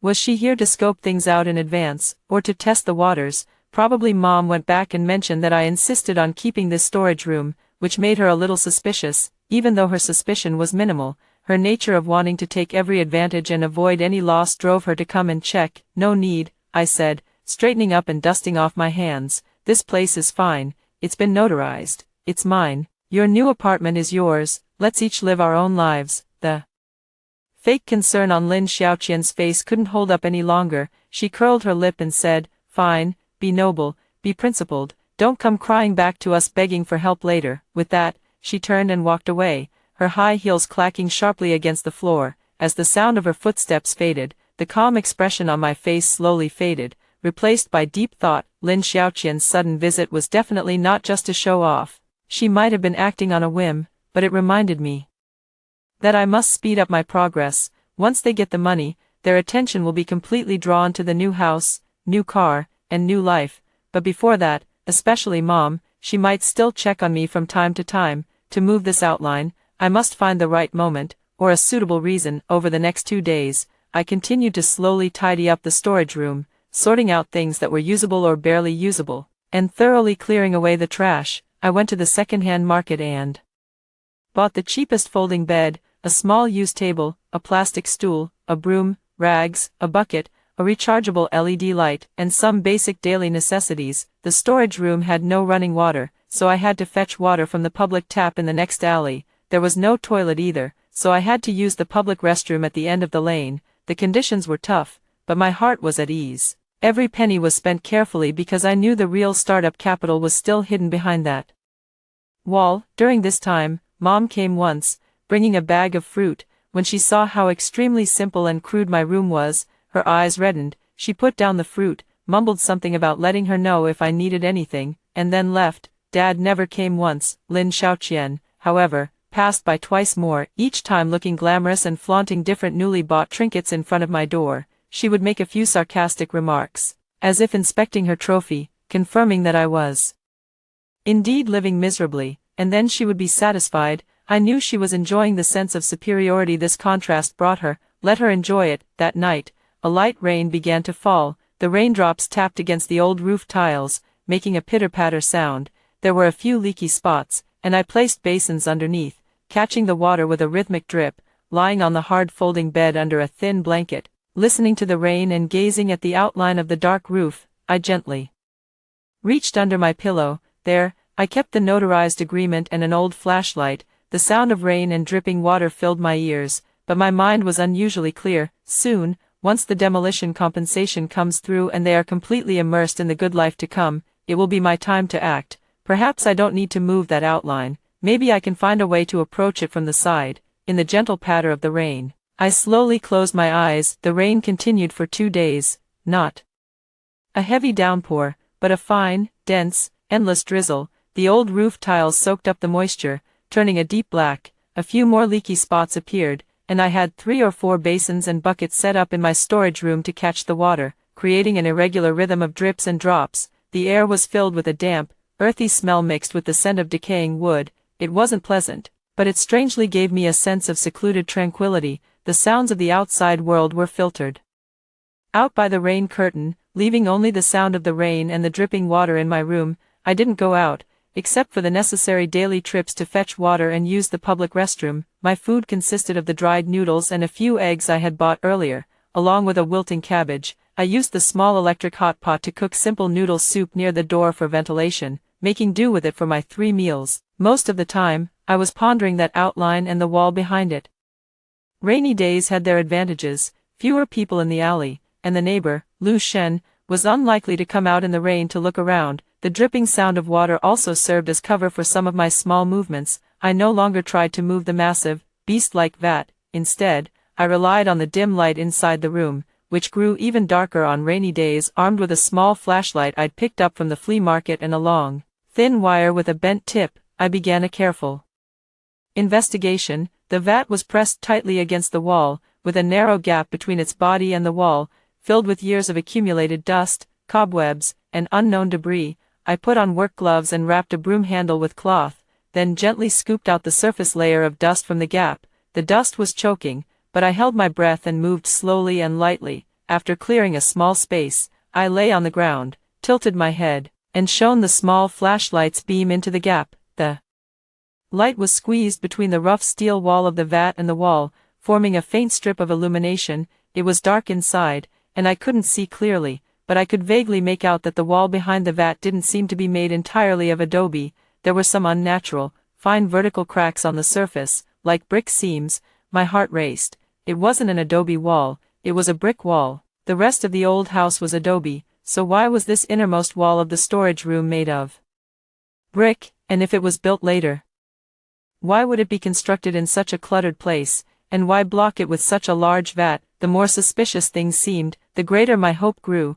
I changed my angle, slowly bending the thin wire into a small hook shape, and carefully extended it deep into the gap, gently scraping at the brick seams. Dirt crumbled down. After scraping for a while, I felt the hook hit something hard but not brick-like, something with a bit of elasticity, like wood. It was the box, suppressing my pounding heart. I pulled the wire back. The tip of the hook was coated with something dark brown, resembling aged, greasy grime. I leaned in to smell it, a faint, musty scent, like tung oil mixed with dust. That was it. In my past life, I'd heard that ancient paintings were carefully wrapped in oilcloth. This smell likely came from the oilcloth wrapping or the box itself. The items were definitely behind there, but I couldn't act recklessly yet. First, the vat was blocking the way, and I couldn't determine the exact size of the hidden compartment or the condition of the box. Acting hastily might damage the items. Second, making too much noise would inevitably attract attention. Third, and most realistically, even if I managed to retrieve the items now, given my current situation, I had no idea how to handle them. Where would I sell them? To whom? How could I ensure I wouldn't be cheated or even targeted by someone with ill intentions, bringing trouble upon myself? I understood the saying. A common man's only crime is possessing a treasure. I needed a safer opportunity, and perhaps a bit of external stimulus to allow me to discover them in a plausible way. As I lay on the cold, damp floor, my emotions surging as I stared at that crack, my phone on the old table vibrated, a WeChat notification. I got up, wiped my hands, and picked up the phone. It was Lin Xiaoqian's updated social media post, with several photos in a row. The first one was set against the backdrop of a 4S dealership. She was sitting in the driver's seat of a brand new white car, her hands on the steering wheel, striking a sweet selfie pose. The car's logo was deliberately visible, and the caption read, "A gift to myself in advance. Thanks, Dad." The compensation money clearly hadn't been fully received yet, but given how much your dad doted on her, it was entirely possible he had advanced part of it for the down payment or even paid in full. The second photo showed a table at a high-end restaurant, set with an exquisite steak, salad, and a wine glass. Sitting across from her was a man in a shirt with slick back hair, only partially visible from behind. Along with one hand, the caption read, "Celebrating with my dear." The third photo was a pile of shopping bags from brands I didn't recognize but that looked expensive. The bags were printed with elegant English words, and the caption read, "A woman's happiness is actually quite simple." A smug emoji followed. Below, there were already dozens of likes and a flood of flattering comments. "Congrats, Qianqian, on the new car. It's so beautiful. Is that your boyfriend? He looks so classy, the epitome of a rich, beautiful woman. Let me cling to your wealthy legs." I looked at the screen with no expression on my face, just slowly scrolling with my finger. So fast, the money hadn't even warmed up before it was being squandered like this. A car, high-end dining, luxury goods. Her salary alone wouldn't even cover a fraction of that meal. The 650,000 yuan in compensation money sounded like a lot, but with her spending habits, how long could it last? The man who only showed his back was probably the capable boyfriend she always talked about. Judging by his attire, he seemed somewhat wealthy, but his eyes, I'd seen him a few times in my past life, always gave me the impression that he didn't look at Lin Xiaoqian as a girlfriend but more like a beautiful accessory to show off or a wallet. In my past life, it was this man who introduced Lin Xiaoqian to so-called higher social circles, got her into stocks and short-term high-return investments, and ultimately led to massive debts that drained our parents' savings and even cost me my life. Soon, I thought silently, your good days are accelerating. I gave the post a like, hovered my finger over the comment box, thought for a moment, typed a line, "Congrats, little sis, the car is beautiful, spend wisely," and hit send. Almost instantly, Lin Xiaoqian replied with the condescending tolerance of a victor, "Thanks, sis, don't worry, I know what I'm doing. You should focus more on fixing your leaky roof." A cute emoji followed. I smiled, didn't reply further, put down my phone, and turned my gaze back to the outline. The anxiety and urgency I'd felt upon discovering the secret suddenly eased considerably, replaced by a cold sense of anticipation. The rain gradually lessened and finally stopped by evening. A crack appeared in the western clouds, revealing a faint, dusky glow. I stepped out of the storage room, stretched, and breathed in the damp air, which carried a fresh, cool sensation. People began moving about in the alley, and from next door came the sizzling sounds of cooking along with the aroma of food. My stomach growled. Looking at the empty flour sack and the single remaining egg, I decided to head to the small supermarket at the end of the alley to buy a few things. Just as I locked the door and turned around, I saw Mom walking over from the other end of the lane, carrying two large supermarket bags that looked heavy. She spotted me too, paused for a moment, a flicker of awkwardness crossing her face, but she continued toward me. "Wei," she said, handing me one of the bags, "I bought you some food and a thicker quilt. It's been raining for 2 days, and your room gets cold at night." I took the bag and glanced inside. There was milk, bread, instant noodles, ham sausages, and a new cotton quilt wrapped in a clear plastic bag. Nothing fancy, but practical items. "Thanks, Mom," I said, my tone a bit softer than before but still keeping my distance. Mom looked at me, her lips moving as if she wanted to say something, but her gaze involuntarily drifted toward the storage room behind me. She frowned. "This place, Xiaoqian picked up her new car today. Your dad is thrilled, so we're having hot pot at home tonight. Why don't you come back and join us? You can't just eat noodles every day." The hot pot was probably to celebrate Lin Xiaoqian's new car. I imagined the atmosphere in that house right then, lively and cheerful, centered around their beloved youngest daughter. "No, Mom," I shook my head, lifting the bag in my hand. "I have food here, you all go ahead and eat. Don't worry about me." A flicker of disappointment crossed my mom's face, along with a complicated emotion I couldn't quite decipher. She fell silent for a few seconds, then said softly, "Well, take care of yourself, if you need anything." She didn't finish the sentence, picked up the other bag, and turned to leave. What's in that bag is probably hot pot ingredients, fatty beef rolls, shrimp paste, tripe, all things Lin Xiaoqian loves to eat. I watch her retreating figure, then glance at the bag in my hand. This cheap gesture of concern pales in comparison to the grand celebration thrown for Lin Xiaoqian. But strangely, my heart isn't too unsettled. Maybe it's because I've long since given up hope. Or perhaps it's because I now have a more important goal. The next day was bright and sunny. The intense sunlight quickly dried up the lingering dampness from the previous days. Most of the leaky spots in the storage room stopped dripping, and the floor became somewhat drier. I continued my unhurried tidying work, moving some relatively intact old wooden boards I'd cleared out to the doorway to air out, and cleaning and wiping some jars and pots before setting them aside. I really did look like a tenant determined to settle in long-term and actively improve the environment. In the afternoon, while I was sanding an old wooden board at the doorway for show, I suddenly heard the sound of a car engine approaching from a distance. Cars aren't common in this old alley. Looking up, I saw a brand new white sedan carefully driving in. The shiny emblem on the front was particularly eye-catching. It was Lin Xiaoqian. She had driven the car back. It stopped not far from the storage room, attracting several neighbors, children, and elderly people to gather around and look. Lin Xiaoqian got out of the driver's seat. Today, she was dressed even more glamorously, wearing sunglasses and looking triumphant. She saw me, took off her sunglasses, and walked over with a bright smile, playing with a delicate car key fob in her hand. "Sis, what do you think of my car?" The pride in her tone was almost overflowing. I straightened up, brushed the wood dust off my hands, and glanced at it. "The car looks nice. It suits you well." She walked up to me, lowered her voice a little, but couldn't hide her smugness. "Top of the line, paid in full. Dad said the leftover money is enough for me to decorate my new apartment beautifully, with some to spare." She glanced around at the shabby scene outside my storage room, clicked her tongue twice, and said, "Hey, if only you had listened back then." "I'm doing great now," I interrupted her, folding the sandpaper and continuing to sand the wooden board, preparing to make a shelf. Lin Xiaoqian looked at me as if I were a monster.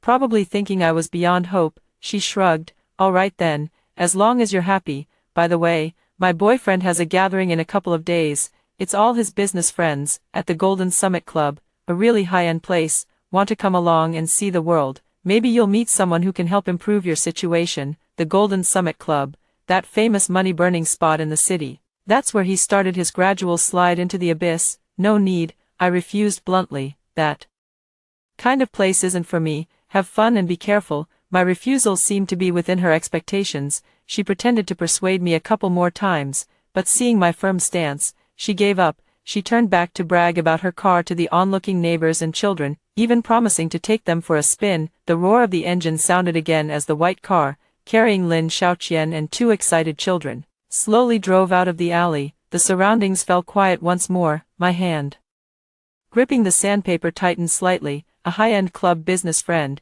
It seemed his investment connections were almost secured. Time was truly running out. I turned and walked back into the storage room, closing the door behind me. Sunlight leaked through the cracks in the door and the gaps between the roof tiles, cutting beams of light through the dusty air. I walked to the northwest corner and crouched in front of that large vat, reaching out to gently brush away a layer of dust from its rim. I couldn't wait any longer. The opportunity one needed. Perhaps I could create it myself. A bold idea slowly took shape in my mind. Since I couldn't move you, then I wouldn't move you. Perhaps I could ensure that you and the secret of this wall remain hidden in another way, a reasonable, unsuspicious way. For instance, this old house has fallen into disrepair over the years, and the rainy season has revealed structural risks in the walls. For safety's sake, I have no choice but to carry out some necessary reinforcement and cleanup. My gaze fell on the rusty old hammer and the steel rod I had bought as a spare in the corner of the room. The corners of my mouth slowly curled into a cold, faint smile. "Sister, your show is about to begin." and mine is finally entering its main act. The thunder began in the latter half of the night, not the muffled rumbles of spring, but the sharp, violent cracks unique to late summer and early autumn. A sudden crack tore through the heavy, dark sky.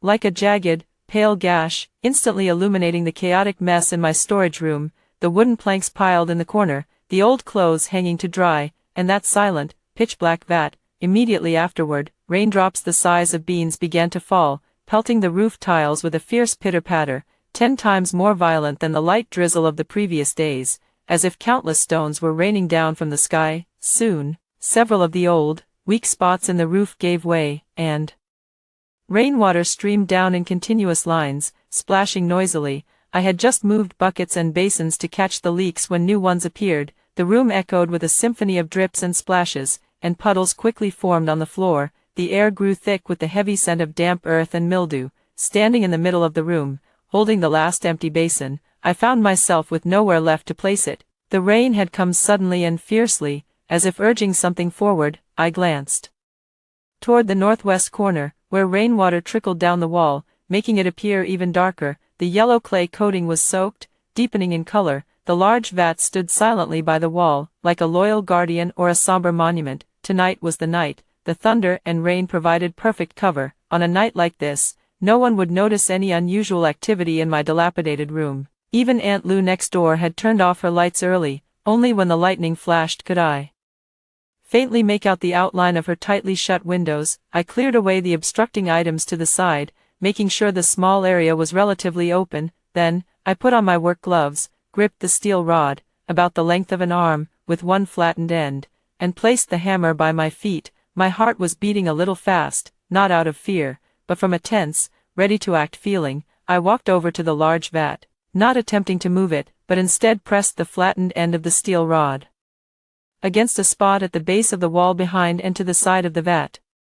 That was the location I had identified over the past few days through repeated observation and tapping as a relatively weak point in the brick wall structure, or perhaps near a pre-designed access point. Taking a deep breath, I swung the hammer. The first clang of metal was swallowed by the roar of the heavy rain, only sending a jolt up my arm and shaking loose some plaster dust from the wall. I kept hammering, one strike after another, trying to control the force and aim. The steel rod gradually bit into the wall, with brick fragments and dirt crumbling away. Sweat soon beaded on my forehead, mixing with the dust in the air and stinging my eyes as it trickled down. I wiped my face and kept going. Breaking through a wall is hard labor, especially for a woman like me who isn't particularly strong. My arms quickly grew sore, and the base of my thumbs went numb from the vibrations, but I couldn't stop. The heavy rain wouldn't last all night. I had to open it before this natural cover disappeared. I don't know how long I hammered, maybe 10 minutes, maybe half an hour, but finally, there was a distinct cracking sound. The steel rod suddenly sank deeper into the wall,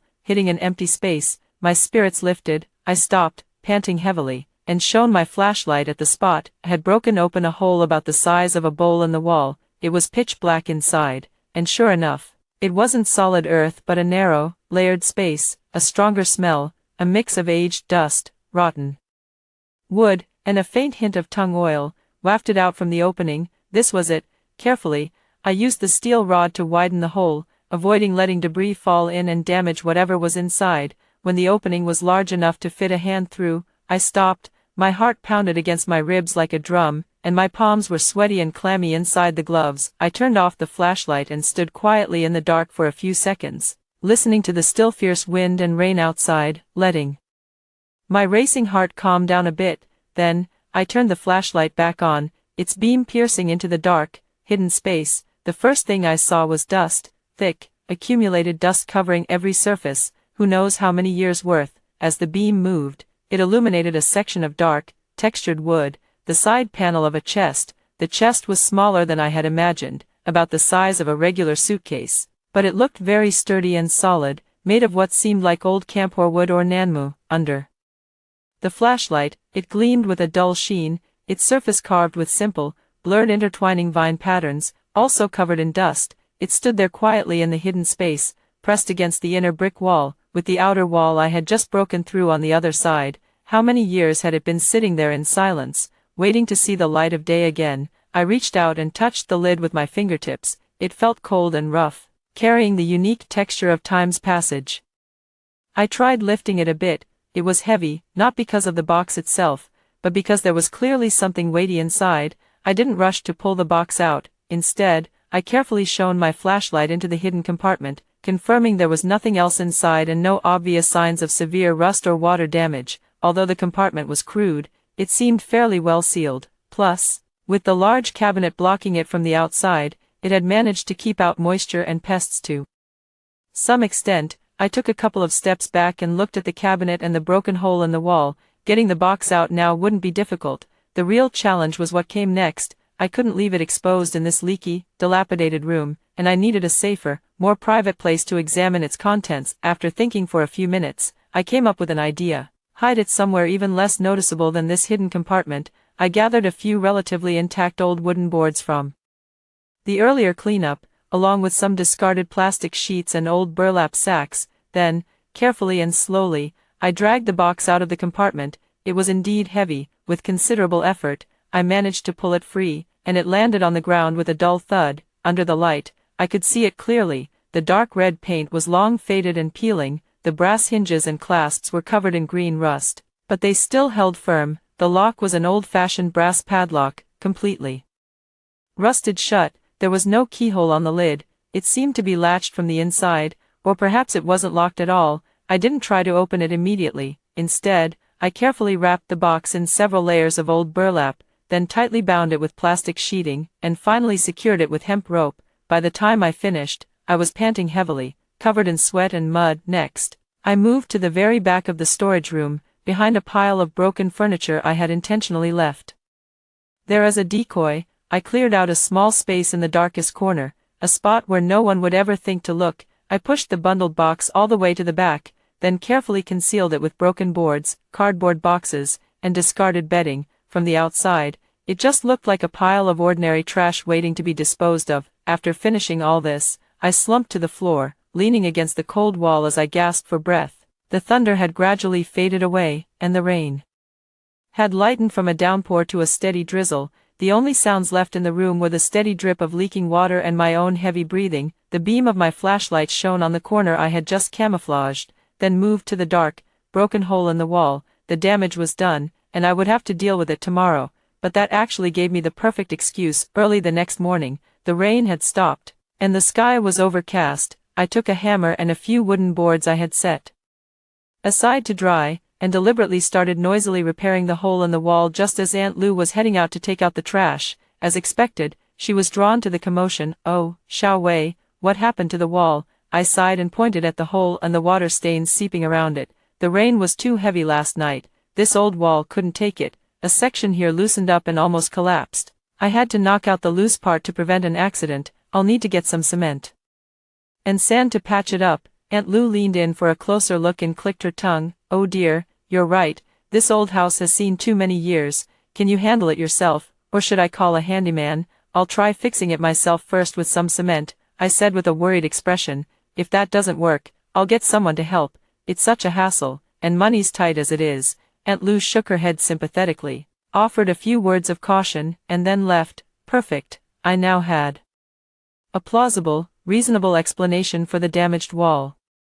That afternoon, I went to a nearby building materials store and bought the cheapest cement and sand I could find. I then patched up the hole quite convincingly. Of course, while patching it, I quietly stuffed a few bricks and plenty of cement into the original space of the hidden compartment, completely filling it in. From then on, there would be no more hidden compartment. Only after dealing with the wall did I have the peace of mind to carefully think about that box. For the next 2 days, I continued living my usual poor and low-key life, occasionally going out during the day to do odd jobs as a front, and returning to the storage room at night, but all my attention was focused on that burlap-wrapped box. I knew I had to open it and confirm its contents before taking the next step, but I needed an absolutely safe moment without any disturbance. That opportunity came on an ordinary afternoon. My parents took Lin Xiaoqian out of town to look at furniture. They said they were going to see some imported brand and would be away for 2 days. The alley was quieter than usual. I locked the storage room door from the inside and even propped a wooden plank against it.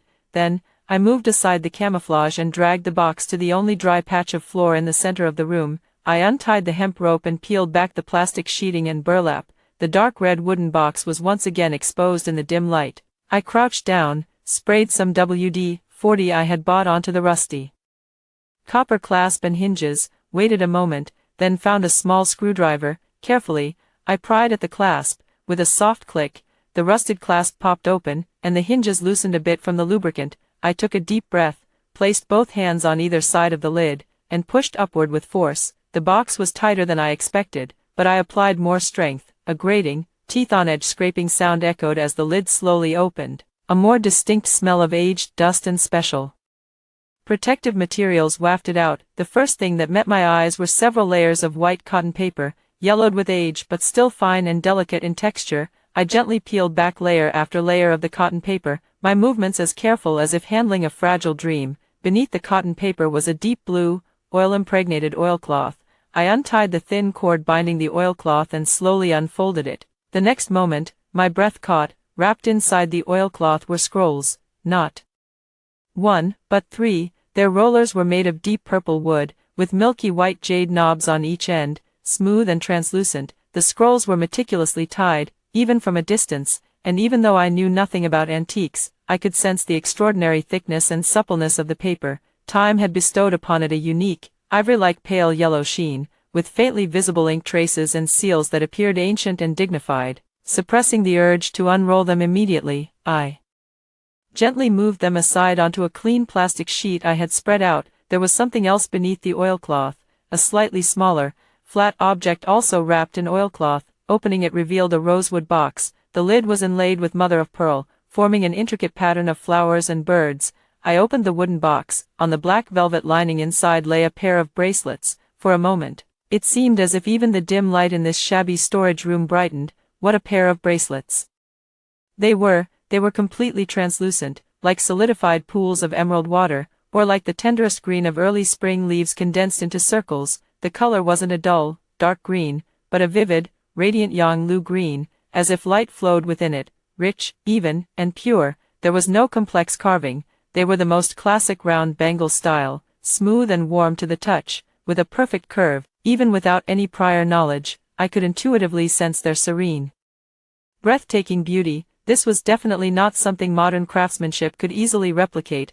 I reached out and lightly touched one of the bracelets. Its surface was cool and smooth, like the finest silk, yet it carried the unique, solid texture of jade. In my past life, I had only seen the buyer's shock and ecstasy from afar in my spectral form, hearing their hushed, excited discussions. Glass-like clarity, vibrant green, fully saturated with color, at least from the Ming or Qing imperial courts. But now, touching them with my own hands, the surreal feeling and the weight of their immense value truly settled in my heart. I quickly withdrew my hand as if burned, my heart pounding wildly, not from joy, but from a mix of awe, confusion, and overwhelming pressure. These things were too precious, far beyond the comprehension of someone like me, struggling to survive in a dilapidated storage room. They were like a fire, capable of bringing warmth and light, but also of burning me to ashes at any moment. I sat frozen on the cold ground, staring blankly at the open chest and the treasures within for a good 10 minutes. Outside, the occasional ring of a bicycle bell and the muffled calls of street vendors drifted in from the alley,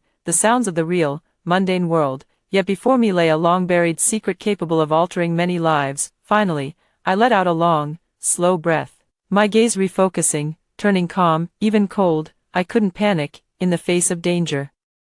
I must not panic. These things are mine, an opportunity bought with my past life's death and this life's resolve. But for now, they are still a hot potato, a dormant fortune. Until I have the ability to protect them and figure out how to safely realize their value, they must remain hidden. With extreme care, I mimicked the movements of the buyer from my past life as best I could. Placing the bracelets back into the rosewood box and securing the lid, I rewrapped the scroll in oilcloth, tying it tightly, and returned everything to the wooden chest exactly as I had found it. I closed the lid and fastened the clasp, rusty, but still functional. Then, I began the more complex task of hiding it again. This time, I didn't return it to its original corner. The floor of the storage room was bare earth. I chose a relatively dry spot in the northeast corner, where a few empty flower pots had been. Using a shovel I'd bought earlier, I dug a deep hole, placed the chest inside, covered it with thick plastic sheeting for moisture protection, and carefully filled and tamped down the soil. Finally, I piled the empty flower pots and a heap of broken bricks and tiles on top. By the time I finished, it was almost dark. Covered in dirt and utterly exhausted, I felt a strange sense of peace. The secret had been found and reburied. What I needed now was time, growth, and the accumulation of enough knowledge and connections to safely unlock this treasure. Before that, I washed my hands, sat down at the rickety little table, and turned on my phone. The screen's glow illuminated my calm, expressionless face. Lin Xiaoqian's social media feed had updated again, this time with a 9-photo grid. There were pictures of a luxurious hotel suite, a lavish buffet spread, intimate photos with her slick-haired boyfriend, and one that looked like the inside of some high-end salon.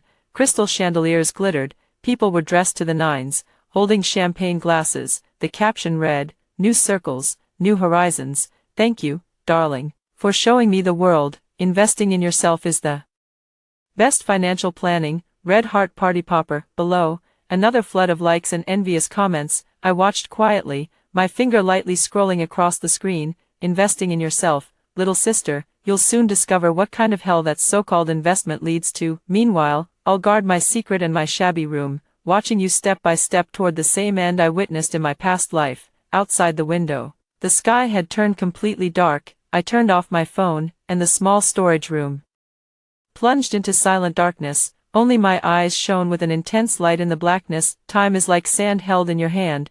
When you stare at it, it flows slowly and agonizingly. When you turn away to busy yourself, it rushes out in a great gush. In the blink of an eye, 3 years have passed since that rainy night when I dug up the wooden box. 3 years is enough for many things to happen, enough for many people to change. I still live in that storage room in the old alley, at least that's how it appears to outsiders. Aunt Lou and the other old neighbors in the area all know that the foolish eldest daughter of the Lin family, stuck with the shabby house her parents unfairly assigned her, has actually managed to put down roots. They patched up the walls so they no longer leak, though the interior remains simple. It's clean and tidy, with a few pots of pothos and spider plants on the windowsill. Tenacious plants that add a touch of vibrant color to the dull, gray walls. They see me leaving early and returning late, having worked at a nearby supermarket, sorted packages at a delivery station, and later taking on some piecework at home. Life is hard, but it seems stable. Occasionally, someone mentions me with a probing tone,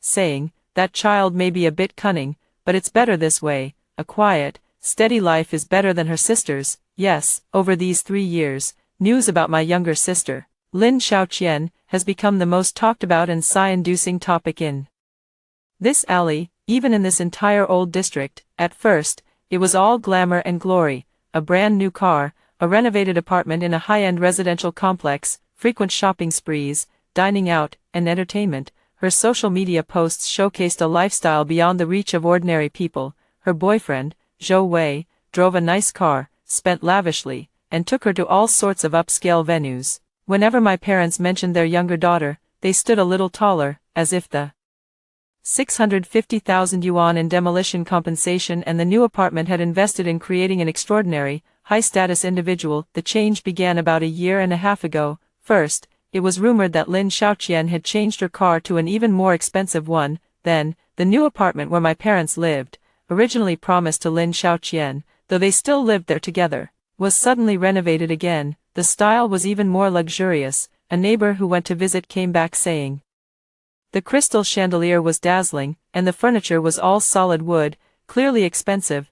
Then, vague rumors began to circulate. Some said they saw Lin Xiaoqian and Zhou Wei spending tens of thousands in a single night at a high-end club. Others said Lin Xiaoqian had joined some sort of sister investment group, dabbling in things like foreign exchange and cryptocurrency that ordinary people couldn't understand. Still others whispered that Zhou Wei's business dealings might not be entirely legitimate, a bit on the wild side. At first, my parents were proud, but later their smiles became a bit forced. After that, my mom started coming to my place a little more often for no apparent reason. It wasn't just to drop things off anymore. Sometimes she would sit there in a daze, hesitating to speak. Once, with red-rimmed eyes, she mumbled, "Xiaoqian, that child is just too impulsive." Zhou Wei said he had a guaranteed profitable project and had invested all the remaining family money, plus what my dad borrowed from his old friends, claiming it would double soon. I was sorting through some embroidery threads, materials for my hand embroidery, and didn't even look up. "Oh, that's good, when you make a profit, remember to pay back the borrowed money." My words left my mom speechless. She stared at me for a long moment, but in the end, she said nothing and left with a sigh.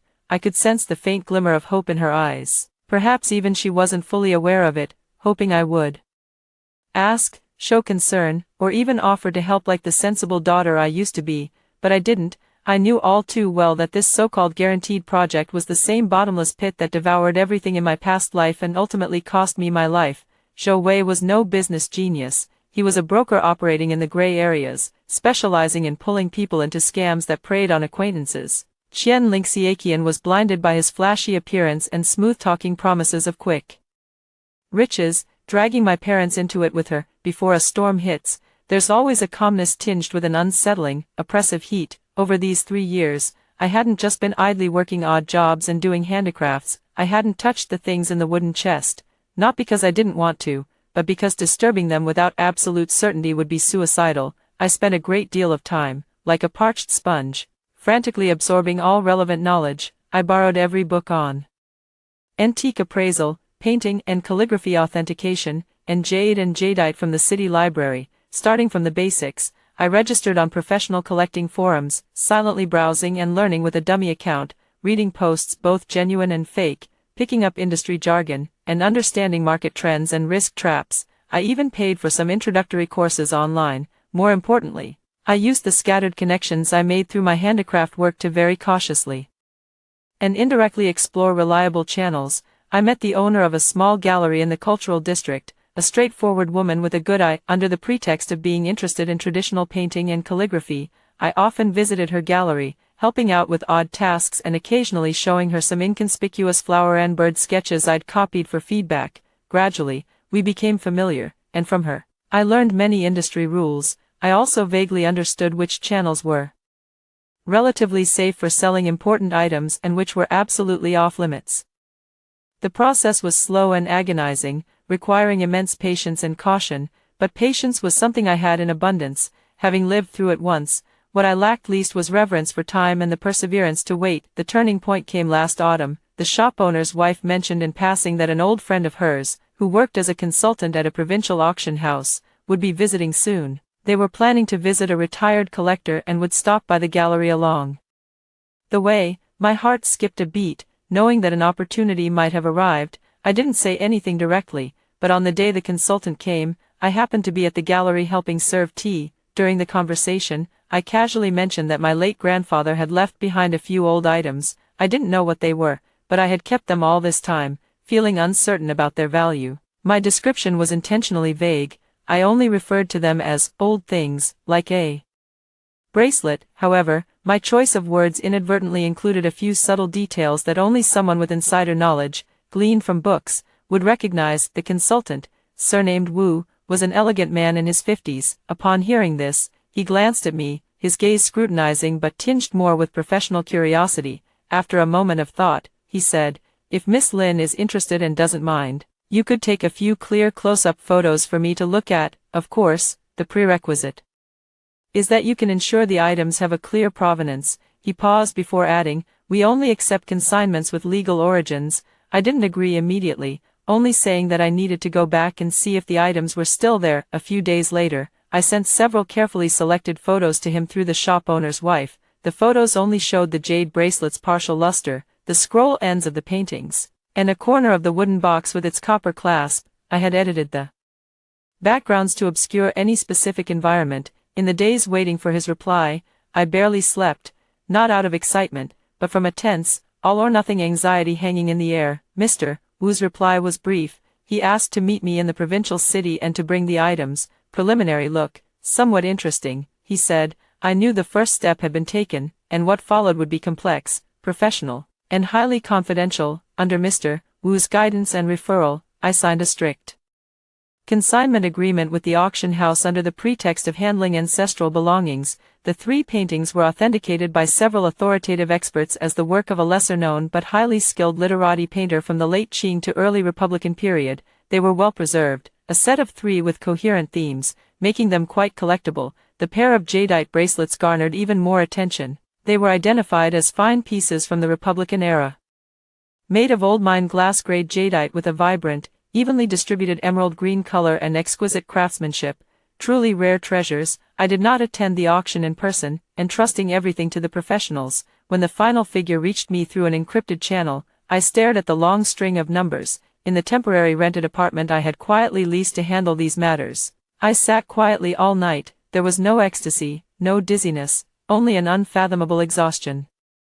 And a sense of emptiness after finally unloading a 1,000-pound burden. This money was enough to completely free me from the shadows of the past and start a completely different life, yet, it was also a double-edged sword. I knew I had to hide it carefully and use it wisely. I used part of that money to buy a 2-bedroom apartment outright in a new residential area near the outskirts of the city. The location was quiet yet conveniently connected, and while the space wasn't large, the layout was practical and filled with sunlight. I decorated it in my preferred simple and comfortable style, gradually turning it into a home. This was the first space in both my lifetimes that was entirely my own, crafted exactly to my liking. I moved out of the storage room but didn't give up the lease.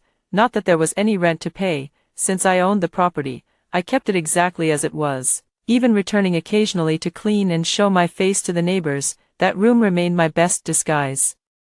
In everyone's eyes, I was still the same person, living in a shabby place, taking odd jobs, and barely scraping by. Once settled, I enrolled in an adult education course to study landscape design, a subject I had always been interested in but never had the chance to explore in my previous life. At the same time, I continued taking high-end custom embroidery orders. The income wasn't high, but it was enough to cover my low-key living expenses and gave me a reason to stay home, minimizing unnecessary social interactions. Like a patient hunter, I had set the stage and was now quietly waiting. I knew my prey was about to stumble right in. Sure enough, just as summer began this year, the news arrived, or rather, it crashed right into the door of my storage room. It was a stifling evening, and I happened to be back at the storage room to retrieve some old books I had left behind. As I approached the entrance of the alley, I could already hear sharp cries, furious banging on the door, and Aunt Lou's attempts to mediate. "Lin Wei, come out, I know you're in there, you heartless thing.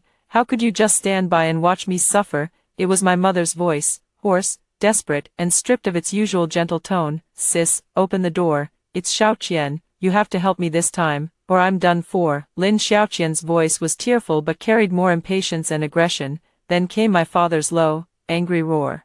"How dare you hide from us? Break the door down." I paused for a moment, then calmly walked forward. The onlooking neighbors automatically made way for me, their eyes filled with complex sympathy, curiosity, and a hint of excitement at the spectacle. The scene in front of my home's hernia-repaired wooden door was nothing short of pitiful. Mom's hair was disheveled, her eyes swollen and red, as she sat slumped on the ground, pounding on the door and wailing. Lin Xiaoqian looked haggard, her once meticulously applied makeup now a smudged mess, and her expensive dress wrinkled and crumpled. She was kicking the door panel with all her might. Dad stood to the side, his face ashen, chest heaving violently, a cigarette still pinched between his fingers, the ash about to fall to the ground. "Mom, Dad, Xiaoqian," I called out, my voice not loud but enough for them to hear. All three of them turned their heads in unison. The moment they saw me, Mom seemed to have grabbed onto a lifeline. She scrambled over, clutching my arm. "Wei Wei, you're back. Mom is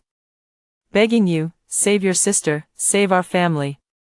Lin Xiaoqian also rushed over, tear stains crisscrossing her face, but her eyes were sharp as knives. "Where the hell have you been? Not answering calls, not replying to messages. Do you have any idea I'm being driven to death?" Dad took a deep drag of his cigarette, threw the butt on the ground, and crushed it under his foot, staring at me. "Where did you go? With such a big mess at home, you've been off hiding in peace." I gently freed myself from Mom's grip, walked to the door, took out my key, and unlocked it. "Let's go inside first, don't make a scene at the door, the neighbors are watching." My tone was so calm it held not a single ripple. They were taken aback, probably not expecting me to be so composed, and then they all scrambled to squeeze into the storage room. The room was just as it had always been, simple, clean, and empty. Anything of value had long been moved out. I switched on the dim yellow light of the rechargeable lamp, illuminating their twisted, panicked faces. "So, what's going on?" I pulled over the only plastic stool and sat down, looking at them. Mom tried to rush over again to pour out her grievances, but Dad stopped her. Dad stared at me, his throat bobbing, his voice dry and hoarse. "Xiaoqian was scammed by that bastard Zhou Wei. that so-called investment they were involved in was a fraud. Zhou Wei ran off with the money, and all the money Xiaoqian invested is gone. That includes all of our family's demolition compensation, your mom's and my lifelong savings, and over 200,000 I borrowed from old comrades and colleagues. It's all gone. Lin Xiaoqian covered her face and began to cry. I had no idea it was a scam. She said it was a sure profit. It's all my fault. Mom, Dad, Sis, I owe so much debt now. Those loan sharks call me every day, threatening me, saying if I don't pay up soon, they'll come to my door. What am I supposed to do? Mom continued to cry. Wei Wei, only you can save Xiaoqian now, even though this place is just a storage room. The location is decent. It should sell for 100 or 200,000, right? You can use that to help Xiaoqian with the emergency. Later, Mom and Dad will find a way to pay you back, just as in my past life, the same old routine, only this time they went bankrupt faster and more completely. Their new house was probably already mortgaged or sold off. I didn't ask, and I didn't need to. I looked at them, my gaze shifting from Dad's forced toughness to Mom's tearful pleas, and finally landing on Lin Xiaoqian's eyes, which seemed remorseful but still held a hidden resentment. Sell the house, I slowly repeated, to help Lin Xiaoqian pay off her gambling debts. Not gambling debts, it's an investment failure, Lin Xiaoqian retorted sharply. Is there a difference? I countered, my voice still calm. The result is the same. You're up to your neck in debt and need to use family assets to fill the hole. Isn't that right, Lin Wei? How can you talk like that? Dad was furious. She's your own sister. She's in trouble now. As her older sister, can you just stand by and watch? What use is keeping this house? Is it more important than your sister's life? I suddenly laughed. A light, brief laugh. Dad, do you remember what you said in this room 3 years ago? It was notarized. This shabby house is mine, whether it collapses or gets torn down in the future. It has nothing to do with this family. The new house and the money are Xiaoqian's, and I'm not allowed to be jealous. I repeated his exact words from back then, word for word, black and white. The red seal from the notary office is still there. Do you need me to take it out and show you again? Dad's face instantly flushed a purplish red, his lips trembling as he pointed at me. You ungrateful daughter, are you trying to drive us to our graves? Mom also cried out. Wei Wei, that was just angry talk. There are no grudges between family members overnight. You can't be so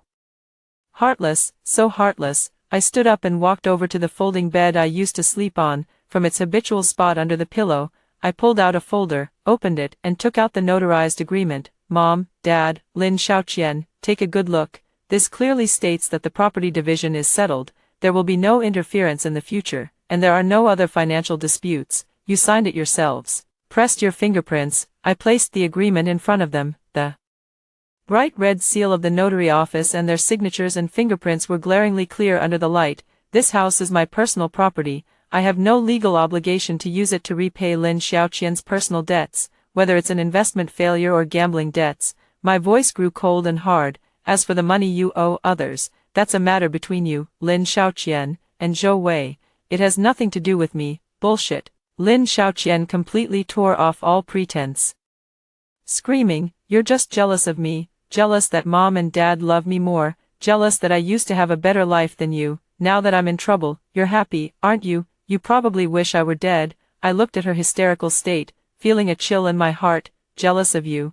I shook my head. No, Lin Xiaoqian, I pity you, but the path you chose is your own, and the debts you owe are your own. Adults must take responsibility for their choices. What responsibility should I bear? Lin Xiaoqian cried out, those loan sharks will kill my parents. Just as Dad suddenly stepped forward, raising his hand as if to hit me, his arm froze in mid-air. I was staring back at him coldly, unflinching. His eyes were a mix of anger, despair, and a trace of fear. Fear toward this unfamiliar daughter standing before him, a fear even he himself hadn't fully realized. In the end, his hand dropped powerlessly. Mom collapsed to the floor, wailing, what sin have I committed? What sin? Both of my daughters, each more heartless than the other. Watching this farce, my heart remained unmoved. In my past life, it was precisely these kinds of cries and pressures that ultimately cost me my life. I walked to the door and pulled it open. The cool evening breeze swept in, dispersing the suffocating air of despair in the room. Everything has been made clear. Please leave. I stepped aside, adopting a posture of seeing guests out. Lin Wei, are you really this heartless? Dad's voice seemed squeezed through gritted teeth. It's not that I'm heartless, it's the agreement, it's the law, it's the line you drew when we divided the family back then, I replied calmly. Don't come to me for this matter again, my answer will never change. Lin Xiaoqian tried to rush over to fight me, but Dad held her back tightly. Mom, dragged along by Dad, kept looking back at me as she cried, her eyes filled with disbelief and utter despair. They staggered away, disappearing into the dimly lit end of the alley. The neighbors who had gathered to watch whispered among themselves as they slowly dispersed. Aunt Lu walked over, looking at me with concern. Xiao Wei, are you okay? Oh, what a mess this is. I'm fine, Aunt Lu. I forced a smile. Sorry for the spectacle. I closed that mottled wooden door, shutting out all the noise. The storage room fell silent again, with only the faint hum of the charging lamp breaking the stillness. Leaning against the door, I slowly slid down to sit on the floor. There was no anticipated sense of relief, nor any pity, only a deep weariness and an empty numbness that settled after the dust had cleared. I knew that the last fragile, self-deceiving thread connecting me to that family had just been severed, by their own hands, and by mine. From now on, we would truly each walk our own path and bear our own consequences. I sat on the floor for a long time, until my legs grew somewhat numb, before slowly standing up, looking around this small space that had witnessed so much of my pain, secrets, and turning points. I let out a long, slow breath. This place would no longer be my prison. I locked the door, carefully put away the key, then turned and walked steadily toward the mouth of the alley, toward my inconspicuous second-hand car parked on the roadside in the distance, toward my real new home, toward a future where they would no longer exist. The night deepened gradually. The late summer afternoon sunlight filtered through the blinds on the balcony of my new home, slicing into warm strips that slanted across the pale wooden floor. Fine dust particles floated lazily within those beams, drifting slowly, like time itself. I sat in a comfortable wicker armchair, a simple white porcelain tea set arranged on the small table before me. The electric kettle hummed softly, the water on the verge of boiling. I pinched a small amount of Phoenix Dansong oolong, a gift from a friend, and dropped it into the pre-warmed gaiwan. As I waited for the water to boil, my gaze drifted beyond the balcony. The residential complex was well landscaped, with lush trees. In the distance, I could make out the faint colors of the children's play area and, further still, the blurred skyline of the city. It was quiet and peaceful, carrying a hint of lazy weekend atmosphere. This small pocket of tranquility was what I had carefully, step by step, earned for myself over 3 years. The aroma of the tea rose with the pouring hot water, a clean, crisp scent tinged with something like fate, quite pleasant. I slowly rinsed the leaves, brewed, and poured. The amber tea liquor shimmered with a gentle light in the white porcelain cup, yet my thoughts drifted uncontrollably back to a week ago, that final scene at the storage room door, my parents and Lin Xiaoqian's desperate faces, their hoarse cries, the neighbors' complicated stares. The images were clear, but the emotions felt separated by frosted glass, blurred and distant. There was no cathartic sense of vengeance, nor the sharp sting of midnight awakenings, only a faint, weary feeling of detachment, as if it weren't something I had personally experienced, but rather a fragment of some long-past story whose ending had been predetermined. I knew what happened to them afterward. In this era of information explosion, there are no real secrets, especially for such a dramatic neighborhood incident. Auntie Lu had checked in on me a few times on WeChat, her words hinting at the latest developments. Lin Xiaoqian ultimately couldn't fill that financial hole. The loan sharks really did show up, blocking the door of the old, rented apartment they now lived in. The new apartment, as expected, had long been sold. They splashed paint, scrawled large characters, caused an uproar. My father was so enraged he was hospitalized. It wasn't a serious illness, but high blood pressure combined with acute distress required rest. My mother begged everywhere, trying to borrow more money, but relatives and friends had long been tapped out and were now scared, avoiding her. I heard they finally sold whatever household items they could, even the pair of delicate gold earrings my mother received at her wedding, managing to scrape together some money to temporarily appease the most aggressive creditors, but the remaining debt still loomed like a mountain. Lin Xiaoqian had to take on 3 jobs, selling clothes in a mall during the day, waiting tables at a restaurant at night, and working as a designated driver after midnight. She rapidly grew haggard and aged, bearing no resemblance to the glamorous, wealthy beauty she once portrayed on social media. I heard these updates and then let them go, like listening to a piece of social news. Knowing it happened, but not letting it linger in my heart for long. It's not that I'm cold-blooded, it's that my sympathy and emotional energy were utterly exhausted in my previous life by their greed and callousness. All I can do in this life is protect myself within the boundaries set by law and morality, not to kick them while they're down, but also to never be dragged back into the mire. Personal karma, personal responsibility. The tea was at just the right temperature, and I took small sips, letting its rich aroma spread through my mouth. The pothose on the windowsill was thriving, lush and green. On the bookshelf were the new books I had bought, about landscape design, plant guides, and the way of tea and incense. Life was unfolding again at a slow yet steady pace. I had enrolled in a 6-month landscape design training course, attending classes 3 times a week. My classmates were all young people, and there were also those like me seeking a career change. The teacher was very professional, teaching me everything from basic theory to design software. Step by step, I studied diligently, as if trying to make up for everything I had missed in my past life. In my spare time, I took on small custom embroidery orders, not for the money, but because I enjoyed the focused tranquility of the needle and thread moving through the fabric. The orders came from a small number of clients I had accumulated before and friends introduced by the gallery owner. The prices were reasonable, the requirements clear, and the collaborations pleasant. Life was simple, fulfilling, and purposeful. I even started planning that after the course ended, I might try taking on some small courtyard or balcony renovation projects, gradually turning my interest into a career. Just when I thought life would continue to flow along peacefully, an unexpected visitor brought a few ripples. It was a rest day for the training course, and I was at home organizing my study notes. The doorbell rang. Through the peephole, I saw a middle-aged woman who looked somewhat familiar, though I couldn't quite place where I had seen her before. She appeared to be in her 50s, dressed simply but neatly, holding a canvas bag. With a hint of nervousness and curiosity in her expression, I opened the door, keeping the security chain on. "Who are you looking for? Is this Lin Wei, the eldest daughter of the Lin family?" the woman asked tentatively, her accent carrying a hint of the old city district. My name is Zhao Guizhi. I used to live across the alley from your family, 2 doors down," she quickly added. "I even held you when you were little. We moved away many years later." The floodgates of memory were pried open slightly by this name, Zhao Guizhi. I vaguely remembered someone like that, loud-voiced but kind-hearted, who often chatted with my mother at the entrance of the alley. Her family had moved away around the time I started middle school, so it had indeed been many years. "Auntie Zhao." I removed the security chain and opened the door.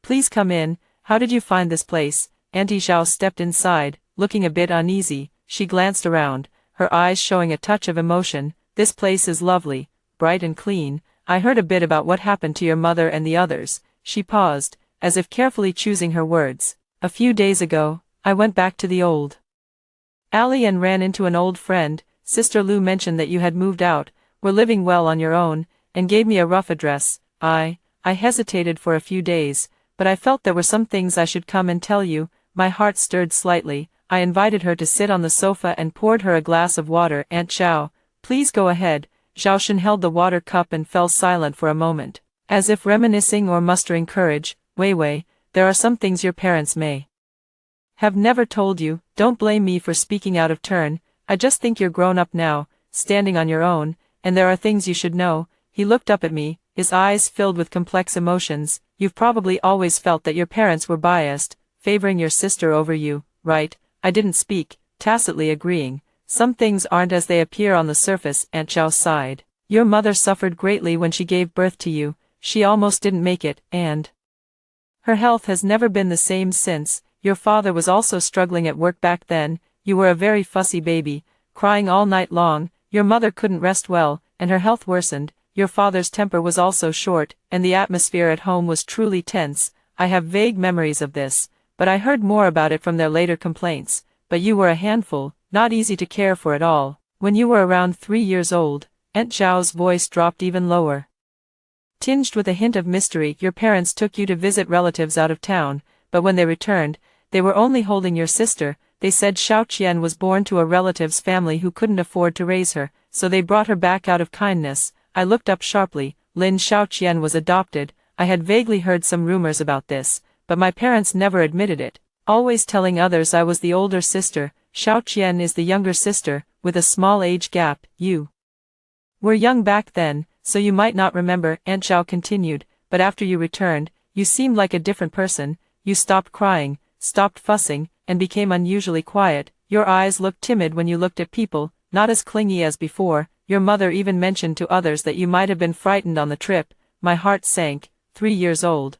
My memories were a blur. But a deeply buried sense of alienation and insecurity toward home seemed to find a distant source. About half a year later, Aunt Zhao's voice grew more hesitant, as if revealing an even bigger secret. I remember it clearly. One night when it was raining heavily, your father went out late and didn't return until very late, carrying a bundle. The next day, we heard that your biological grandfather, your father's own father, had passed away in the old house in the countryside. Your father went back for the funeral but didn't take you or your sister, but, he paused, looking at me, it's said that the things your grandfather left behind were all handled by your father. He sold quite a bit for money, and after that, your family's situation improved for a while. It was also after that that your parents seemed to grow more distant toward you, while doting even more on Xiao Qian, the adopted one. Aunt Zhao's words were like pieces of a puzzle, scattered and vague, yet subtly pointing toward a deliberately buried truth. Grandfather's death, my father handling the inheritance, the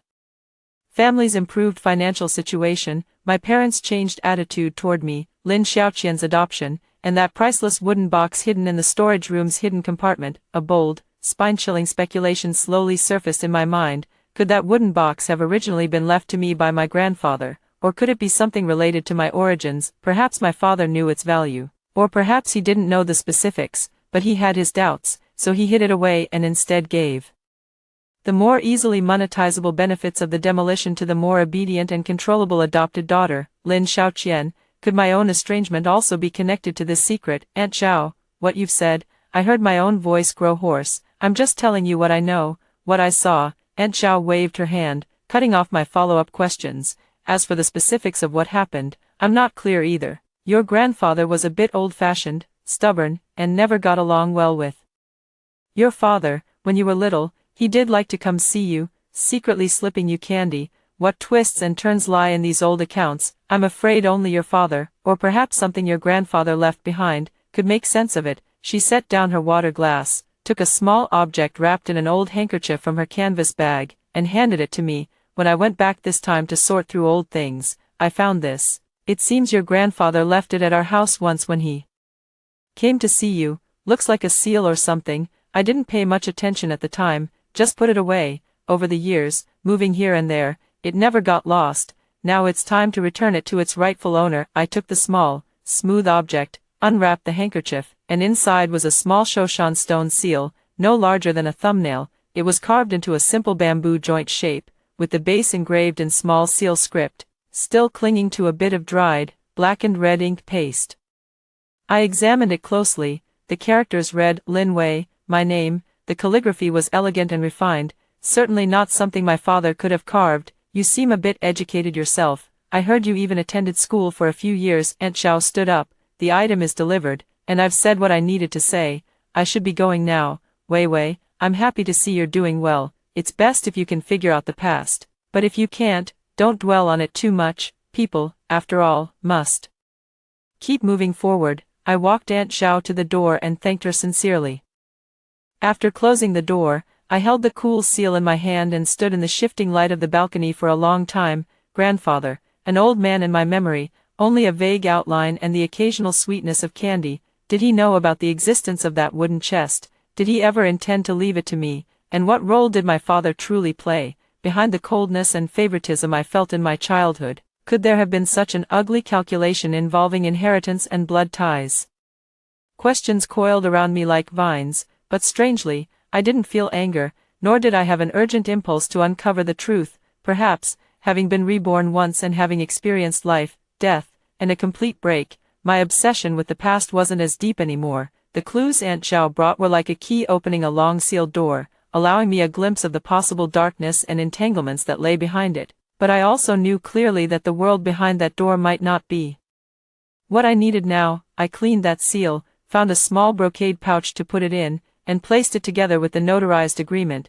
They are both imprints of the past, reminding me of the path I've traveled and warning me of the direction I must take in the future. I didn't question my father, nor did I try to dig deeper. Some truths, once known, might clear up momentary confusion, but they could also bring deeper disappointment, more complicated grudges, or even danger. My life has just gotten back on track, peaceful and full of hope, and I don't want to stir up trouble or be dragged back into the quagmire of the past. The wooden box left by my grandfather ended up in my hands by a twist of fate, altering the course of my life. Perhaps this was all part of some unseen arrangement. As for everything else, let it scatter with the wind. In the days that followed, I focused even more on the present. The training course progressed smoothly. I even independently completed a conceptual design for a small balcony, earning praise from my instructor. Embroidery orders gradually gained some reputation, and people began commissioning me for more complex pieces. In the autumn, I made a decision. I anonymously donated a modest sum to a local charity foundation that supports impoverished female students,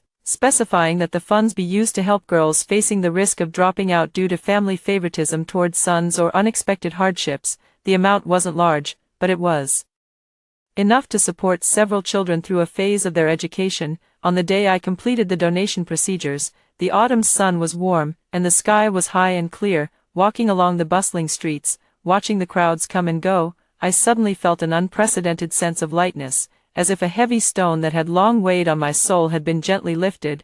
I am no saint. I cannot forgive the hurts nor truly let go of the injustices, but I can choose not to let them define me, not to let hatred and doubt occupy my entire heart and mind. I can use the wealth gained from past misfortunes to sow a little kindness, to help girls who might be experiencing similar despair. This may not offset anything, but at least it adds a bit of warmth and meaning to my heart. When winter arrived, I received my training course completion certificate and officially registered a small studio with a simple name, MS. The first project I took on was helping a young cafe owner redesign the small, neglected courtyard at the back of her shop. Holding measuring tools and a sketchbook, I carefully measured that tiny plot of land under the thin winter sunlight, thinking about how to create a green corner where customers could pause and relax, all within a limited budget and space. The cold wind was biting, but my heart was warm and full of drive. The phone vibrated once. It was a voice message from Auntie Lou, her tone tinged with melancholy. "Xiao Wei, your dad has been discharged from the hospital, but his health is much worse than before. Your younger sister seems to have completely broken things off with that Zhou Wei. Now she's working day and night to pay off her debts, and she's looking utterly worn out. Your mom fainted at the market yesterday. Sigh, do you want to come back and see them?" I listened to the message, my fingers lingering on the cold screen for a moment before replying calmly, "Auntie Lou, thank you for telling me. I understand. I didn't say I would go, nor did I say I wouldn't. I knew that what stood between me and them wasn't just the door to the storage room, nor was it just the notarized agreement. It was the chasm of life and death spanning 2 lifetimes, the irreparable wounds and betrayals,